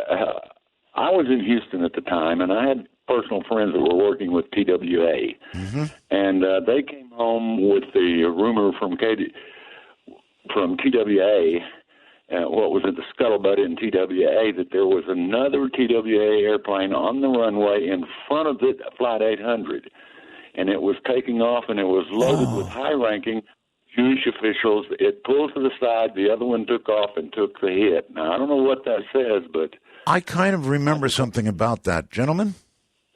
Well, Flight 800, it pulled to the side because Flight 800 was a lifeguard, I believe, was flight. It had human body parts that for surgery over in Europe, and that's why that happened. I followed exhaustively followed those trails, and nothing ever came of it. Okay. Okay, well, sounded like some pretty stink to me. But anyway, thanks a lot. Have a good night. Agree with that. Okay, let's go to Skype and Ben, wherever you are. Yakima, Washington. Art. Okay, excellent. Hey, so I might have missed this, but why is this video only coming out now? Okay, obviously late to the program. I caught it from the beginning, but maybe I wasn't listening. Yeah, okay. Why is it only coming out now? A good question. This was wrestled from the FBI when? Bill Birnes and Jim. I'm sorry. 19 years, but it took until April of this year. Okay, April of this year is when they got it from the FBI, caller. I appreciate it. Thanks, Art. All right, thank you very much. So it's new. I guess you could have released it back in April. What's held you up? No, you really can't, because if you just release it, then it has a little, tiny reaction by people, and it goes away. And it's the last chance of using this issue to get the truth out, to make the people responsible for things answer for what they've done, and to bring it out. And as far as I'm concerned, the most important issue here is to show the people that this is just a roadmap for how the government operates. Well, that's sure frightening. All right, you're on the air on the phone with Bill and Jim. Hi. Hi. Go away. And sorry. Turn it off, please. Okay. Okay. Sorry.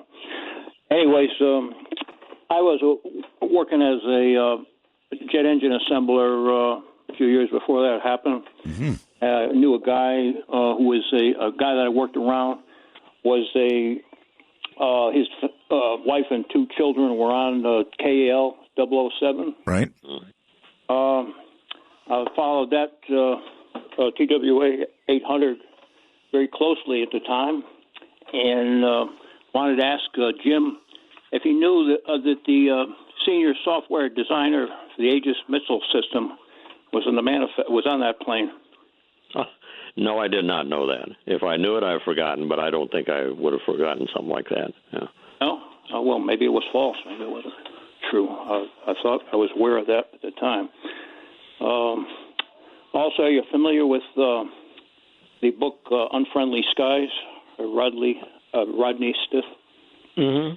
Oh, yeah, Rodney, yeah. Yeah. Yep. Years ago when that happened, there were people. I'm located directly across the shoreline from where that happened, and people saw the flash in the sky, and there were people that took pictures of it. I think in Long Island, people took pictures. Well, once again, sir, have you seen the video up there now? I haven't seen. I've seen the video years ago. No, you haven't seen this video years ago. I haven't seen this one, but I saw one years ago that showed what looked to be a missile going up there. Okay, well, their story back then, I think, gentlemen, unless I'm wrong, was that what they said people were seeing was fuel streaming out of the aircraft after the explosion had occurred. Not a missile going up, but rather fuel streaming out down toward the ground on fire. Is that right? That's what the federal government tried to That's what I remember. tell the New York people. Yeah. Right. So, clearly, when you look at this, it ain't that. That's correct. So That's correct. People need to look at this video and realize what it means. Kurt, you are on the air with Bill Birnes and Jim Sanders. All right. Hello. Hello. Hey. Good evening. Which one of you mentioned, was this another email server scam? Are you blaming the Clintons for doing this? How could you do that on the air? Just throw that out there like that. And you watch Fox News, are the worst program on the news. They lie like dogs. And who the heck do you think you are blaming the Clintons? Is this another email server problem? Are you just making a fool of yourself, or do you actually have something to say? I think it's the former. To say other than I don't trust them now that they like Fox News. What Bill Birnes said was that Bill Clinton was president, at that time. And I believe that's a correct statement, Bill. I'm pretty sure you're in the ballpark. Not only was he the president at the time, but consider when this event actually took place during his term in office. This is 1996. He's up for re-election in a few months. Dick Morris had been caught in flagrante delicto with another woman, not his wife. And this came after the Branch Davidian business. This came after the attack on the World Trade Center. This is right about the same time that Eric Rudolph put the bomb at the Atlanta Olympics. This was very, very important. So let's say that you wanted to argue that Bill Clinton took no responsibility for this. He was not responsible for this, which is partly what I believe. This was a weapon so incredibly secret, so highly classified, that not even the President of the United States could disclose its existence. It's a weapon in which a computer, a robot, killed 230 people with no human intervention. There's a reason you would not disclose this because it's so highly classified. That's on the benign side. On the malevolent side, it's totally political. What idiot is going to say, I just shot down a plane full of 230 people, and this was after the Branch Davidians, after the World Trade Center, after this and after that. So you can look at this from two perspectives. The only thing that I'm saying is that Bill Clinton was president at the time, and an event at this level had to go to the White House Situation Room. There is no way it avoids the White House. Well, you gave what that caller had to say way more credence than I would have, but fine. Let's go to the phone. It's somewhere in Colorado. I think you're on the air. Hi, this is Kevin, Colorado Springs. Hello. The one comment I've got is that the lesson the government has not learned yet is that no matter who the president is, Republican or Democrat, if they would just tell us the truth, it was a computer error, there was a mistake made, the American people would have made a fuss over it, but they would have realized mistakes happen, let's not make the mistake again, and that would have been the end of it. Okay. Instead, the government covers it up. Well, right. Right, but it wouldn't have been quite that easy, and they wouldn't have been quite that forgiving, frankly. But he's right. It could have been over long ago. You know, there could have been compensation to the victims, all the rest of it, and it could have been over long ago. Very quickly, outside the country somewhere, I think it's Mark. Mark, going once. Going twice, Mark. You're not there, huh? Okay. Goodbye. We'll dispense of Mark, and we'll go to somebody on Skype very quickly. Hello. Hello on Skype? No? Somebody named Sushi Dog on Skype. Going once, going twice, going three times, gone. How about on the phone, Roswell line? You're on. Hold on. Let's correct that and say Illinois. I'm sorry, you're on the air. Hello, Illinois. Going once. This is a lot in a row. Going twice. Gone to Bakersfield. Hello.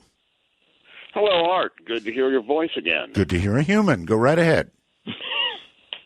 Here I am, not far from Edwards Air Force Base and China Lake Naval Weapons Center. I have a question about the veracity of the video. The big pixelation and the digital breakup, when you have an original source of video, it looks a certain way. What we have seen on your site, there's an added element. Like what?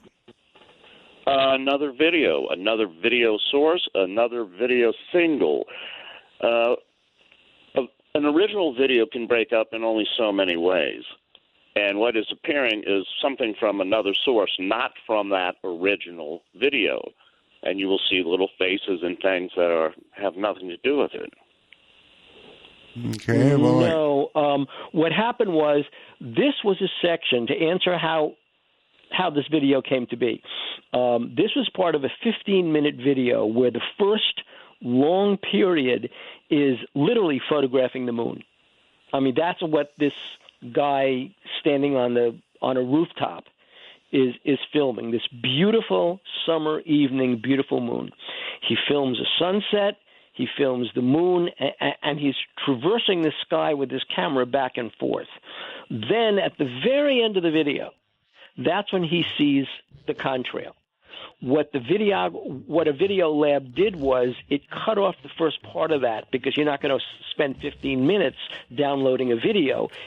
And listen, we got a break. We've got a break. Gentlemen, hold on. Caller, do you want to hold on? All right, back now to our guests. And I think our caller was in Bakersfield, right?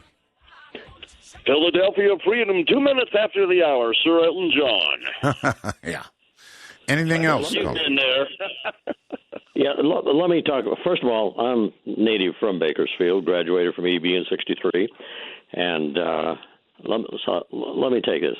I get the video from the FBI April of this year.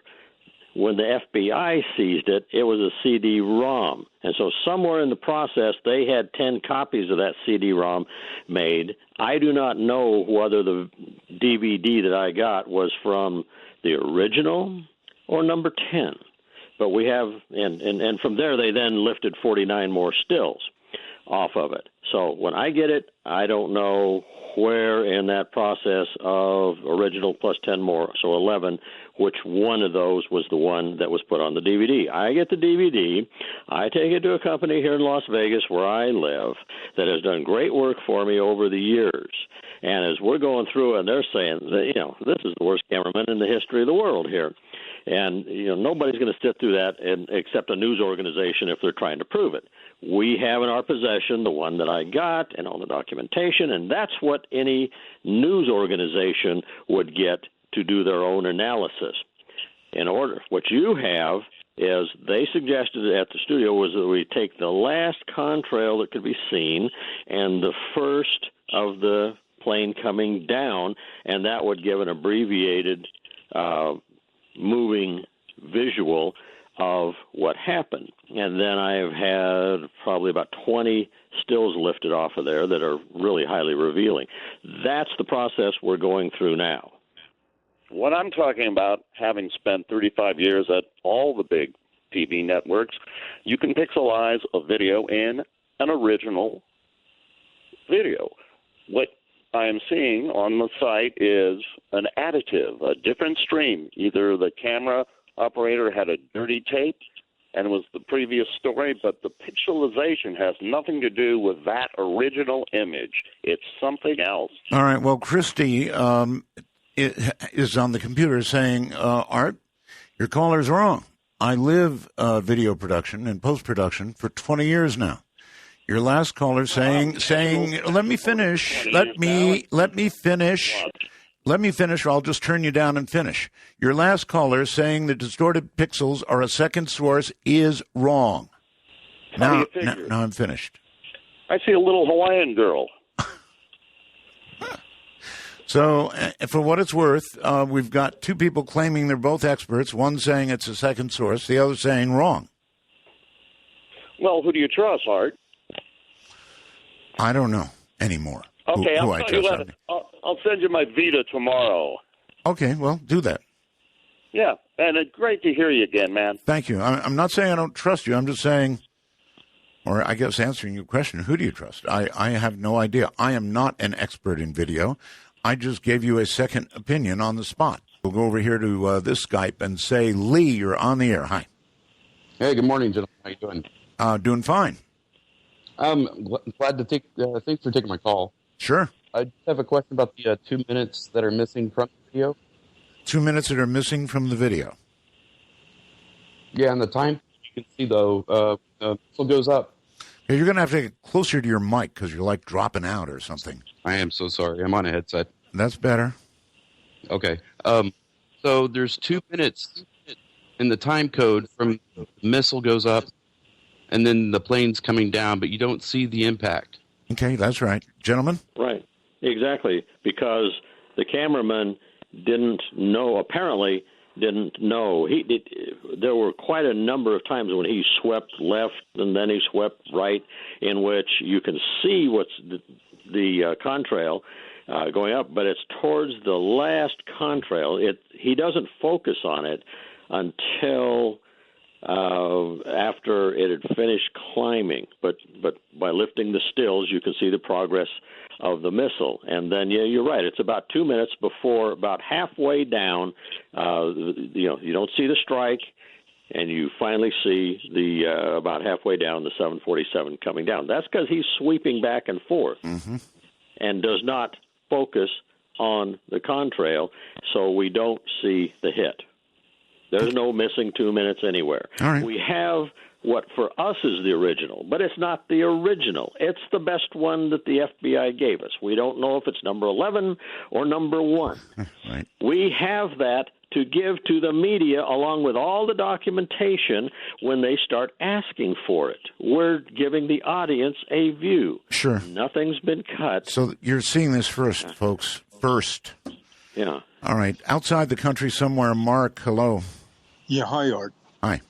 I want to let you know that I was living in Switzerland in 1996 when this event occurred, and I followed the press, Swiss press, French press, was all over Pierre Salinger, and what I recall is that the U.S. simply disregarded his claims without providing any evidence whatsoever. You know, I vaguely recall that as well. Gentlemen? That's right. That's exactly what happened. I mean, that's why Pierre Salinger was so angry, and he had his son contact us to say we really have to get the story out there because Mossad was pushing him on this is on telling the truth. And the government simply marginalized him completely. Right, and the way they marginalized him was, he had a piece of paper in his hand, and the FBI said, well, that was just Internet chatter. It wasn't. It was email between people inside the FAA on one hand and NASA. It was one of the others, and there was a third one in there. Their names and phone numbers were there. I called these people. That wasn't Internet chatter. That was within the government chatter. Okay, caller?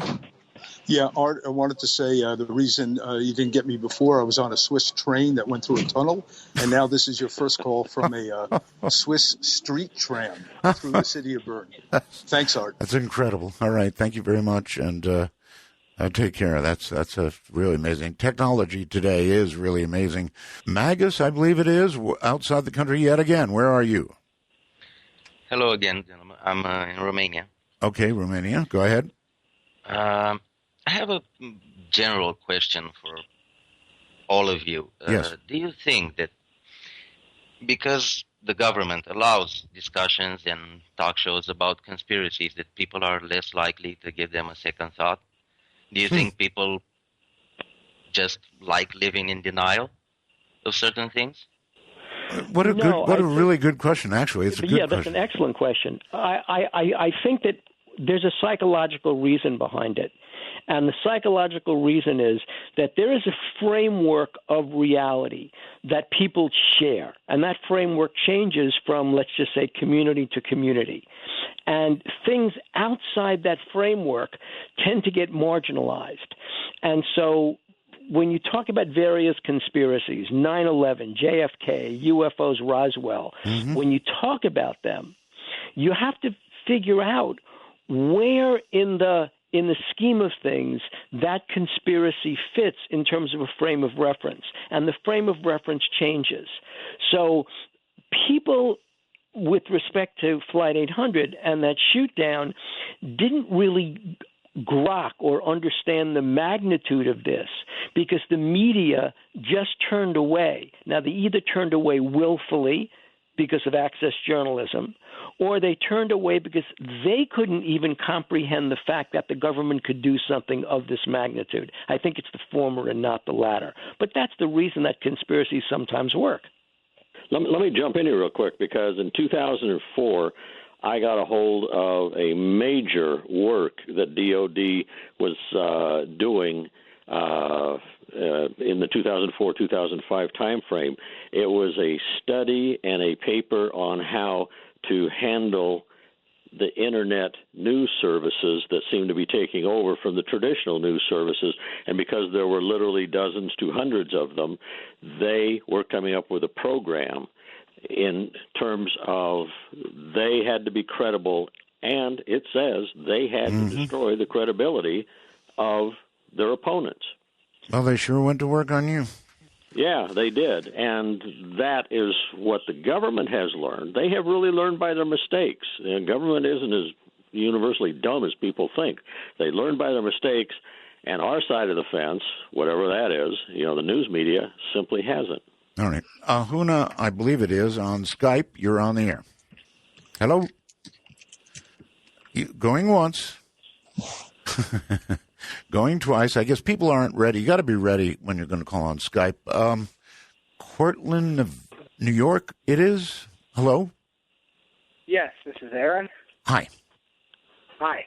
I want to know what they think of what the repercussions would really be if the truth ever came out as far as, public security, national security. And also, I would love to know if you were going to do another Halloween episode this year. Yes. I will take my questions off there. All right, you'll take your answers. My answer is yes, I will. Gentlemen? I'm sorry, gentlemen? Yeah, well, if we get on top of this, if we get to ride the wave, I can't tell you what the result will be, but I can tell you that there will be political turmoil like we haven't seen probably since the Nixon era. And consider that the Nixon era was a college prank, in essence, going into the Democrat national headquarters. And here we have 230 people that got taken out, and our civil rights run over, little minor things like that. So only if we manage to ride that wave will you see that. But if you do, it will be stupendous. Okay. Hilo, Hawaii, you're on with Bill and Jim. Hi. Hey, how's it going, guys? I just wanted to say, Jim, wow, this is incredible information coming in. It kind of is overwhelming. I just wanted to say there's other things that are happening around the world. I just wanted to share some quick information. Are you guys aware of CERN and the CERN facilities? Yeah, you're totally we are aware of CERN, and we'd love to do a show on that. But if you don't have a question for them on Flight 800, we're going to move on. Okay, real quick. Everybody searched on Google Maps, September 23rd, 2015. Yeah, I know. That's when they're going to fire up CERN. I know all about it. Thank you. That's a subject for another show. All right, I'm going to try one more time with a Huna, I believe it is, on Skype. You're on the air. It's Arjuna, Art. Sorry. Hey, welcome back. Thank you. I just wanted to relay a story that my brother-in-law told me all those years ago when TWA 800 was shot down. Mm-hmm. Both he and a friend witnessed the flight being shot down by a missile, and they both contacted the FBI. No one ever called them back, and they did this repeatedly. Yeah, they just didn't seem interested. Mm-hmm. Gentlemen, that's very common, right? A lot of that went on. Absolutely. Yeah, and when as we've said before, when they got an actual really critical witness report that they couldn't deal with, they just altered it. Yeah. Okay. And Arjuna, I tried to come to you a little while ago, and you didn't respond. I didn't realize you were saying my name. It sounded so different. Well, it's Ajuna, right? Yeah. It's Arjuna, just like the classic Indian myth. I thought that might have been pronounced with an H. Sorry. That's all right. Okay, I'll try and do better with names. Yeah, so that was pretty common, right, guys? In other words, people reported, people called, all kinds of people wanted to be witnesses, so they were either grudgingly listened to or ignored completely. Right. This is a story that Nick Pope once told me when we were talking about FOIAs and files and UFOs and things like that.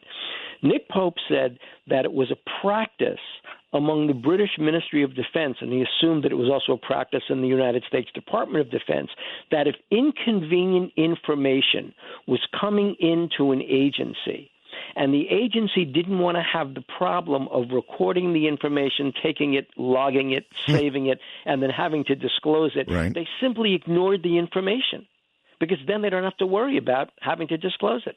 Well, that's kind of like on the street. Let me just give you a warning. I'm not going to actually write this up. because actually I've got lunch coming up real soon. All right, gentlemen, hold on. We'll be right back. All right, gentlemen, we're back, and we're going to go to somebody in Phoenix, Arizona. Hello. Hi, Art. First-time caller, long-time listener. Thank you. Both counts. It's so good to hear you're back. Got a question for your guest. Sure. In this video, I just got done watching this video. Has anybody ever noticed the beginning is the end and the end is the beginning? So if you look at the end, you start seeing blue sky, some sunlight, simple stuff. But at the end, it starts getting really dark and hazy. Mm-hmm. That's just part of when they're scanning left and right. What you're getting is kind of a synopsis of what you're going to see. It's almost 20 minutes long. It is incredibly boring. And you get most of the way through before the good stuff starts to happen. So the studio in Las Vegas said, well, it would be kind of nice if you could kind of give them what would be a summary of what you're going to see. That's what you're seeing there tonight. You're not seeing the whole video. You're not seeing our original version of it. That's what you're seeing to show you, without having to wait through 20 minutes of the worst photography or camera work in the history of the world. Sometimes that 20 minutes does make a big difference. Well, the 20 minutes is for the media. If they decide they want to get involved in this, we will personally, either Bill or me, with the one that's original to us, the documents that are original to us, we will carry it to them, and they can analyze it from now until hell freezes over. What the videographer was doing was this was right about at sunset, and he's panning from the moon, which is gorgeous, all the way to the setting sun on the other side of the horizon, and he's swinging the camera back and forth, and there's nothing really going on. He'll focus on some lights. He will do a digital close-up, and so everything gets defocused because he's focusing on some lamppost somewhere. So it looks like the sun is just coming up into the lens. Then he unfocuses it again, and so that's what's going on. Sun digitals will enhance the light, even if there's a little bit of sun left still out there. Absolutely, light. And you're absolutely right. That sun, but when you start really looking at the end of that video, you start seeing like a sun dog in the center. Well, I've seen the whole video, all the 20 minutes of it, as well as this. And what you're seeing is this pastiche of this guy swinging the camera back and forth. And believe me, we saw some videos on UFO Hunters that you would fall on your face laughing because the person actually didn't even know which end of the camera to look into when he was shooting the video. And that's what consumer-grade hand cameras do. This is a CD-ROM from 1996, too. You got to remember.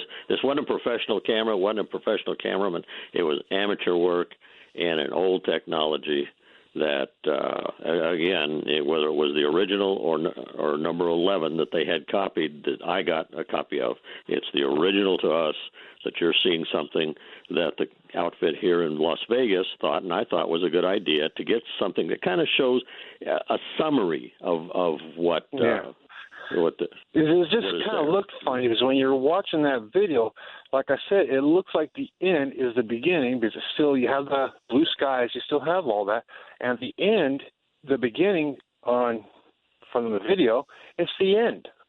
You're right. That's because he's panning the camera back and forth. Yeah, that's because he's panning the camera.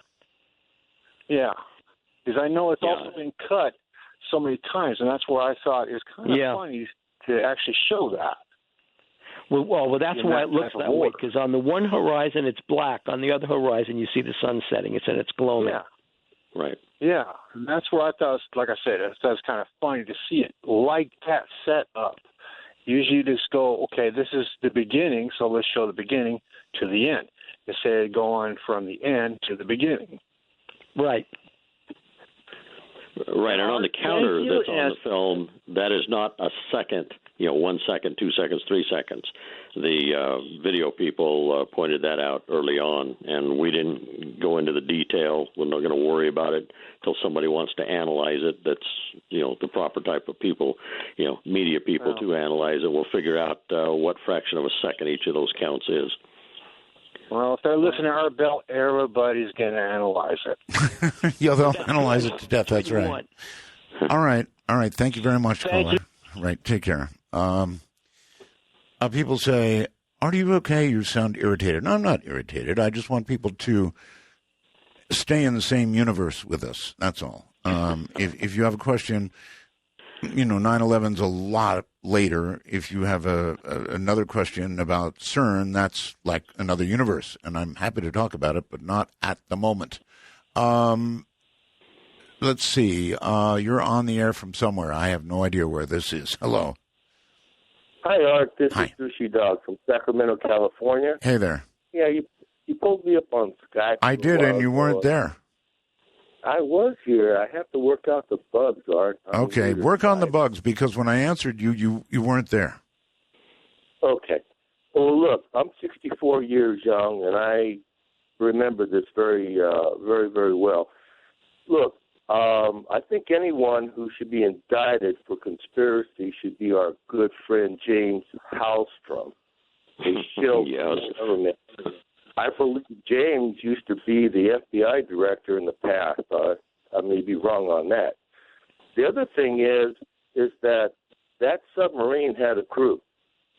And I'm wondering, since it was not commissioned yet, therefore the submarine was not technically there, but can you file a FOIA for the crew of that submarine? And if so, I wonder why nobody from the crew, has come out, or maybe that person may come out after this has been exposed. But my biggest beef is James Hallstrom, and I knew this guy was lying like a dirty rug on the floor when he was trying to explain away the accident.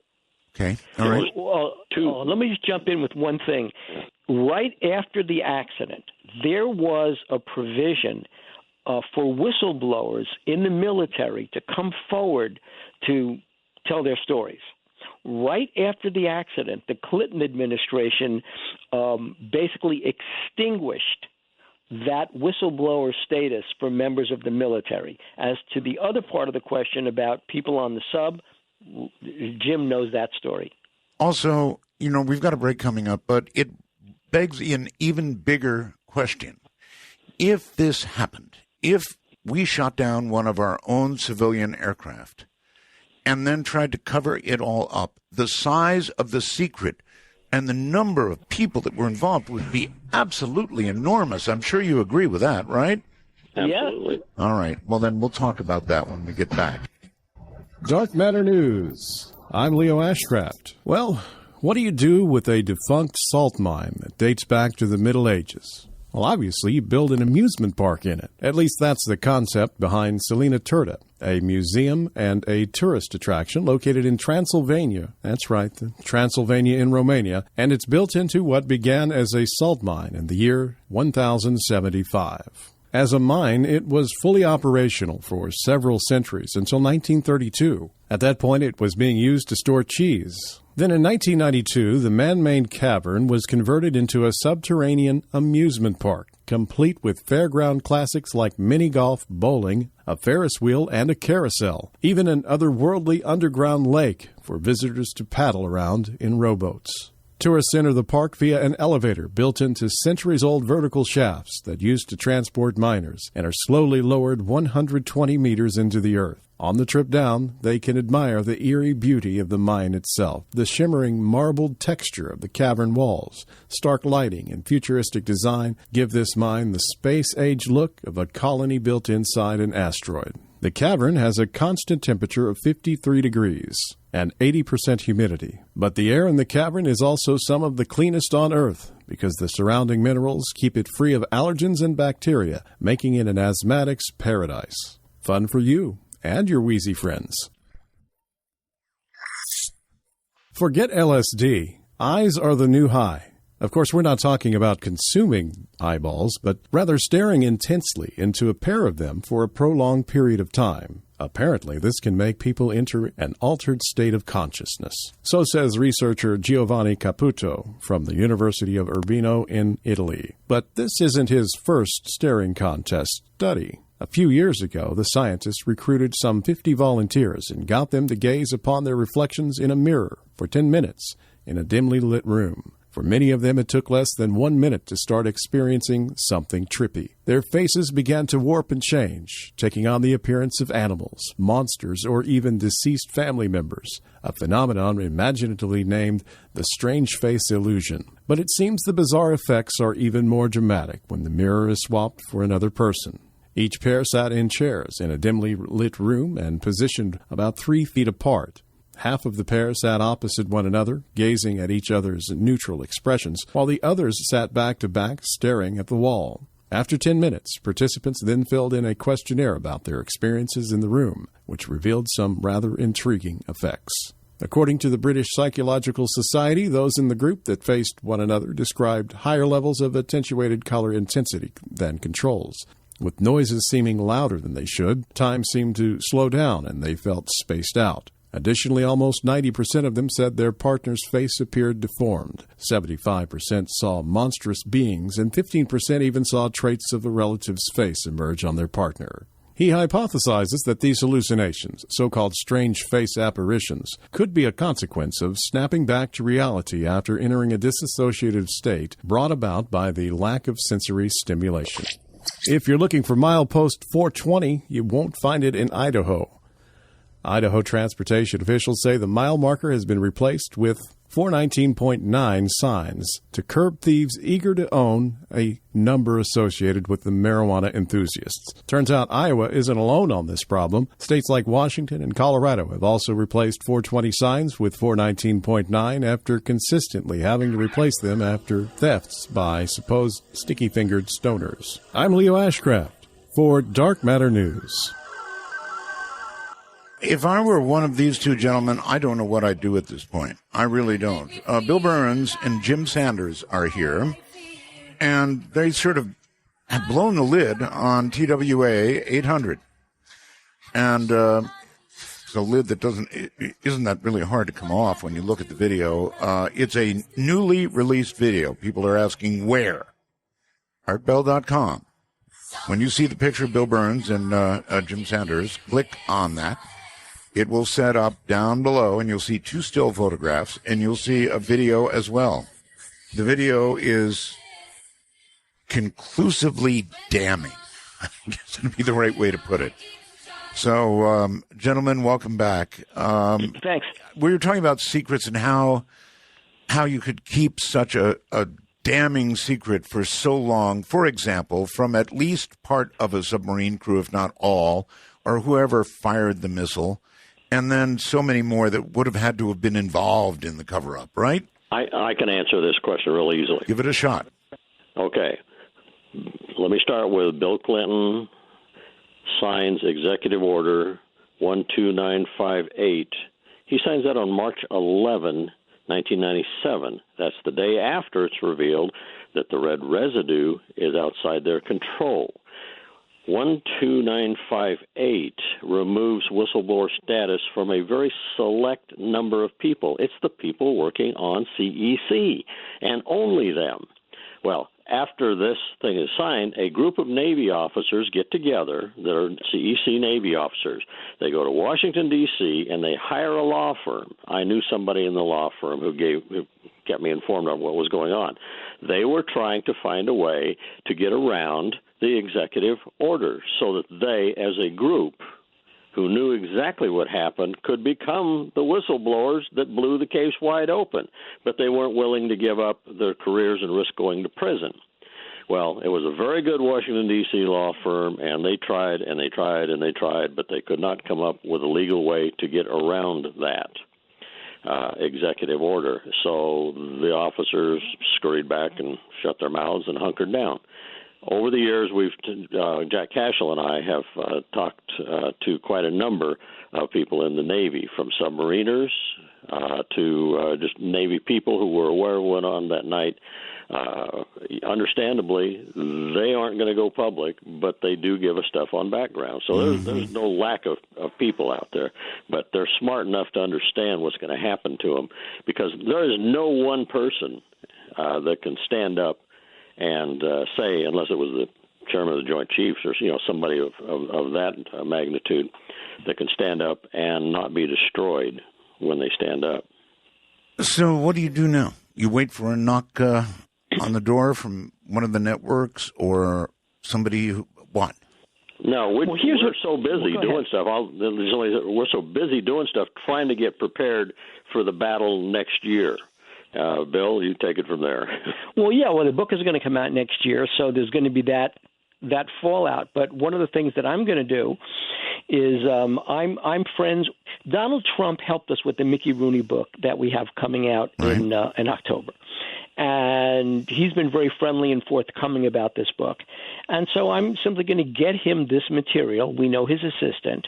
And I'm hoping that he'll take a look at it and talk about it, because I think this is the kind of thing, less politically, but more, this is what happens when a political imperative actually sets aside the United States Constitution, which is the whole other part of this story. Mm-hmm. That the government literally, that this secret was so big, so deep, so phenomenal, that the government literally sets aside the Constitution and prosecutes a journalist, and then in the process taints the jury pool, so that the outcome is determined even before the trial takes place, simply to keep a secret. Horrible.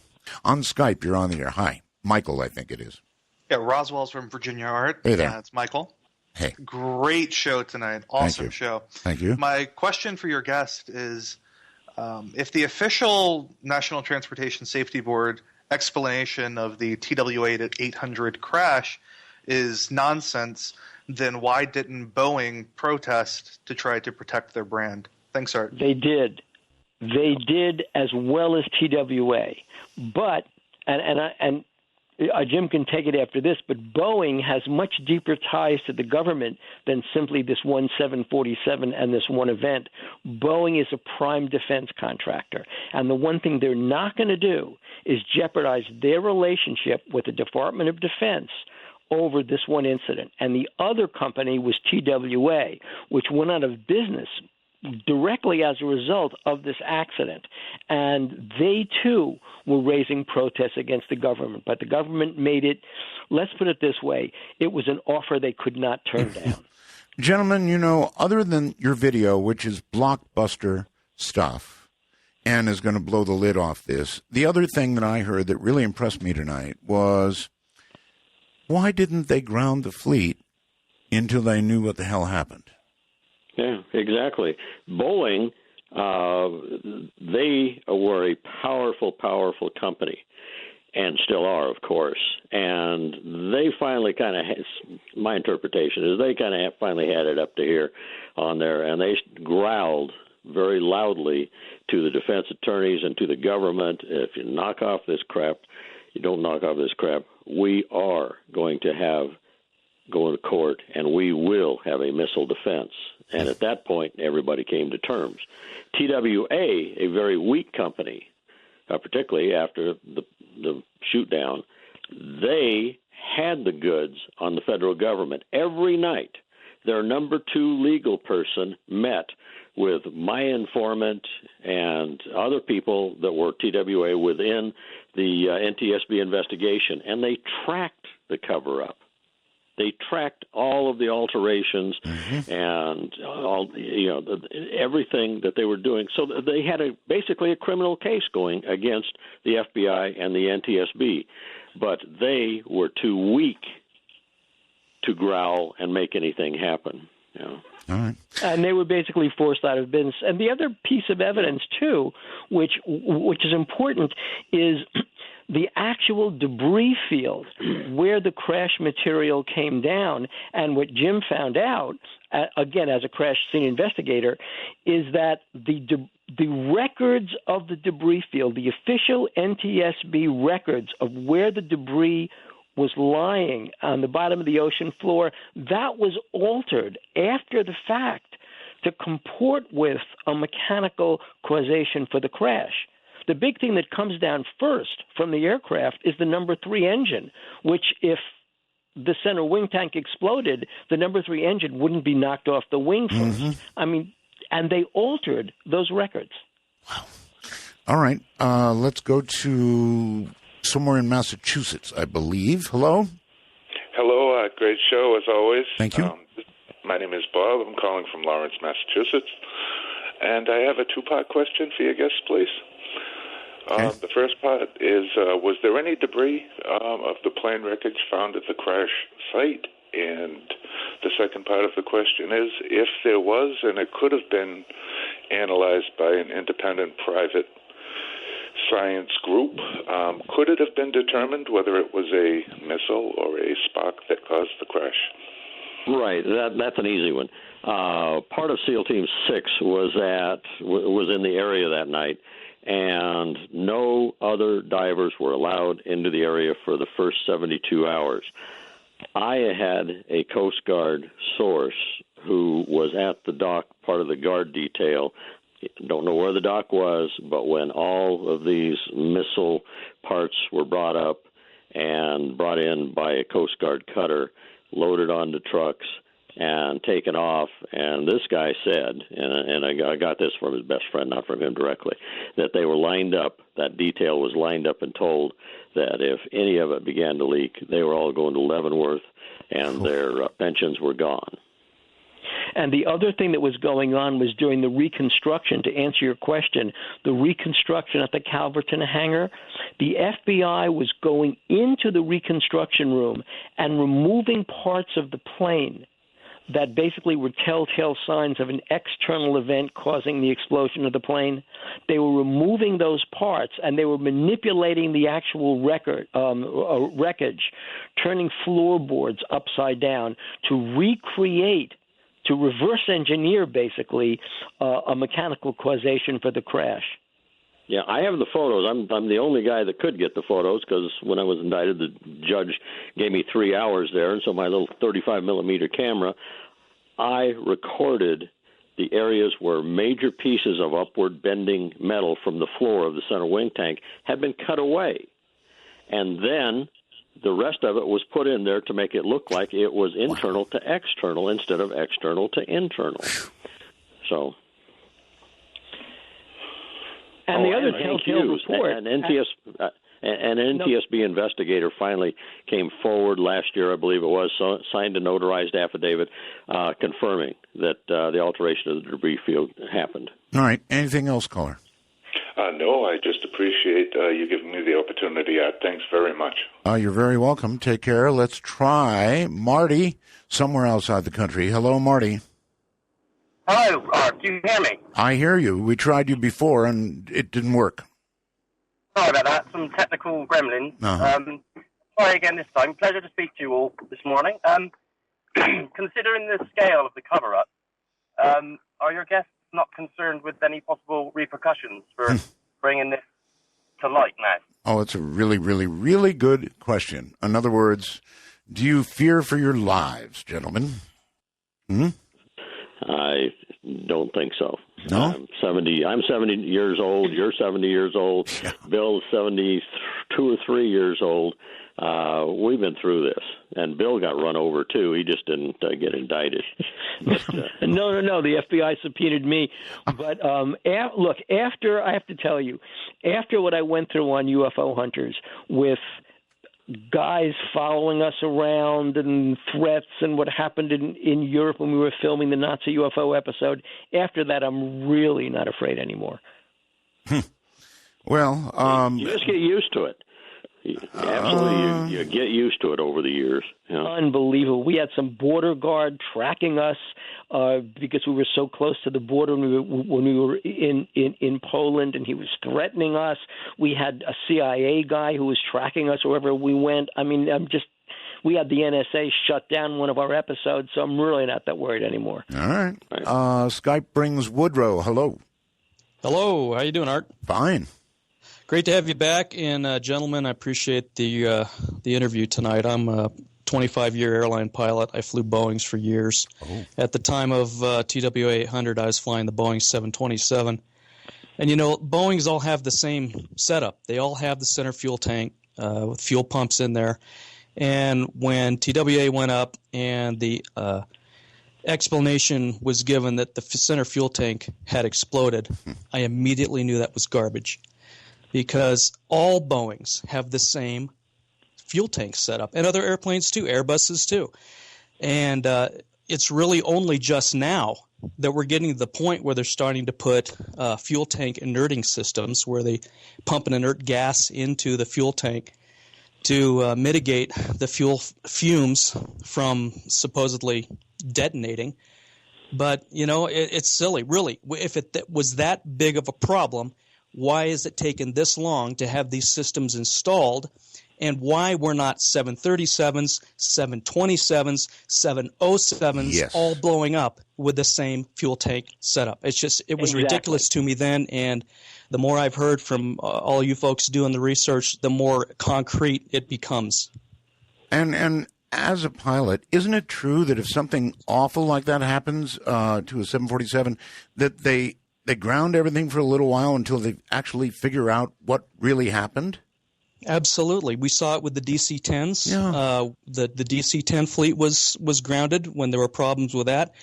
737 fleets were grounded for a period of time due to rudder actuator problems. This is something that generally happens. And I wanted to ask a question, too. Now, I remember, and I can't remember, it's been a while, I thought I heard someone talk about, while the investigation was ongoing, some individual, and I got into the interview tonight about an hour late, so I'm sorry if this has been covered, but some individual just showed up and basically pontificated that, yes, this was a center fuel tank explosion, and this is what you're going to say, and this is the end of the case. Is that truly what happened?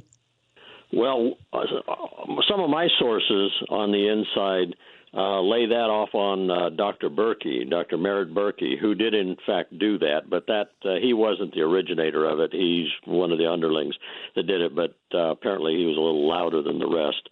But yes, the NTSB this was their thing, and their top people would go right into the middle of the room and stand there and loudly pontificate on what their latest mechanical center fuel tank thing was going to be. All right, gentlemen, we are officially out of time. So if you have anything final to say that you want to get across, say it quickly. Go ahead, Jim. Bill. Well, no, basically, this is the story. This is the proof. The proof is on the website. We will have a book coming out. Read the book, but this is the story of the shootdown of Flight 800. All right. Well, I'm glad you were here to tell it, both of you. Good. Thanks for having us on. Thank you very much. Thank you both, and good night. Good night. Well, there you have it. The story of Flight 800. I wish you all, in whatever time zone you reside in, to have a good night. Don't have nightmares. And yeah, I guess they don't always tell us the truth, do they? Good night.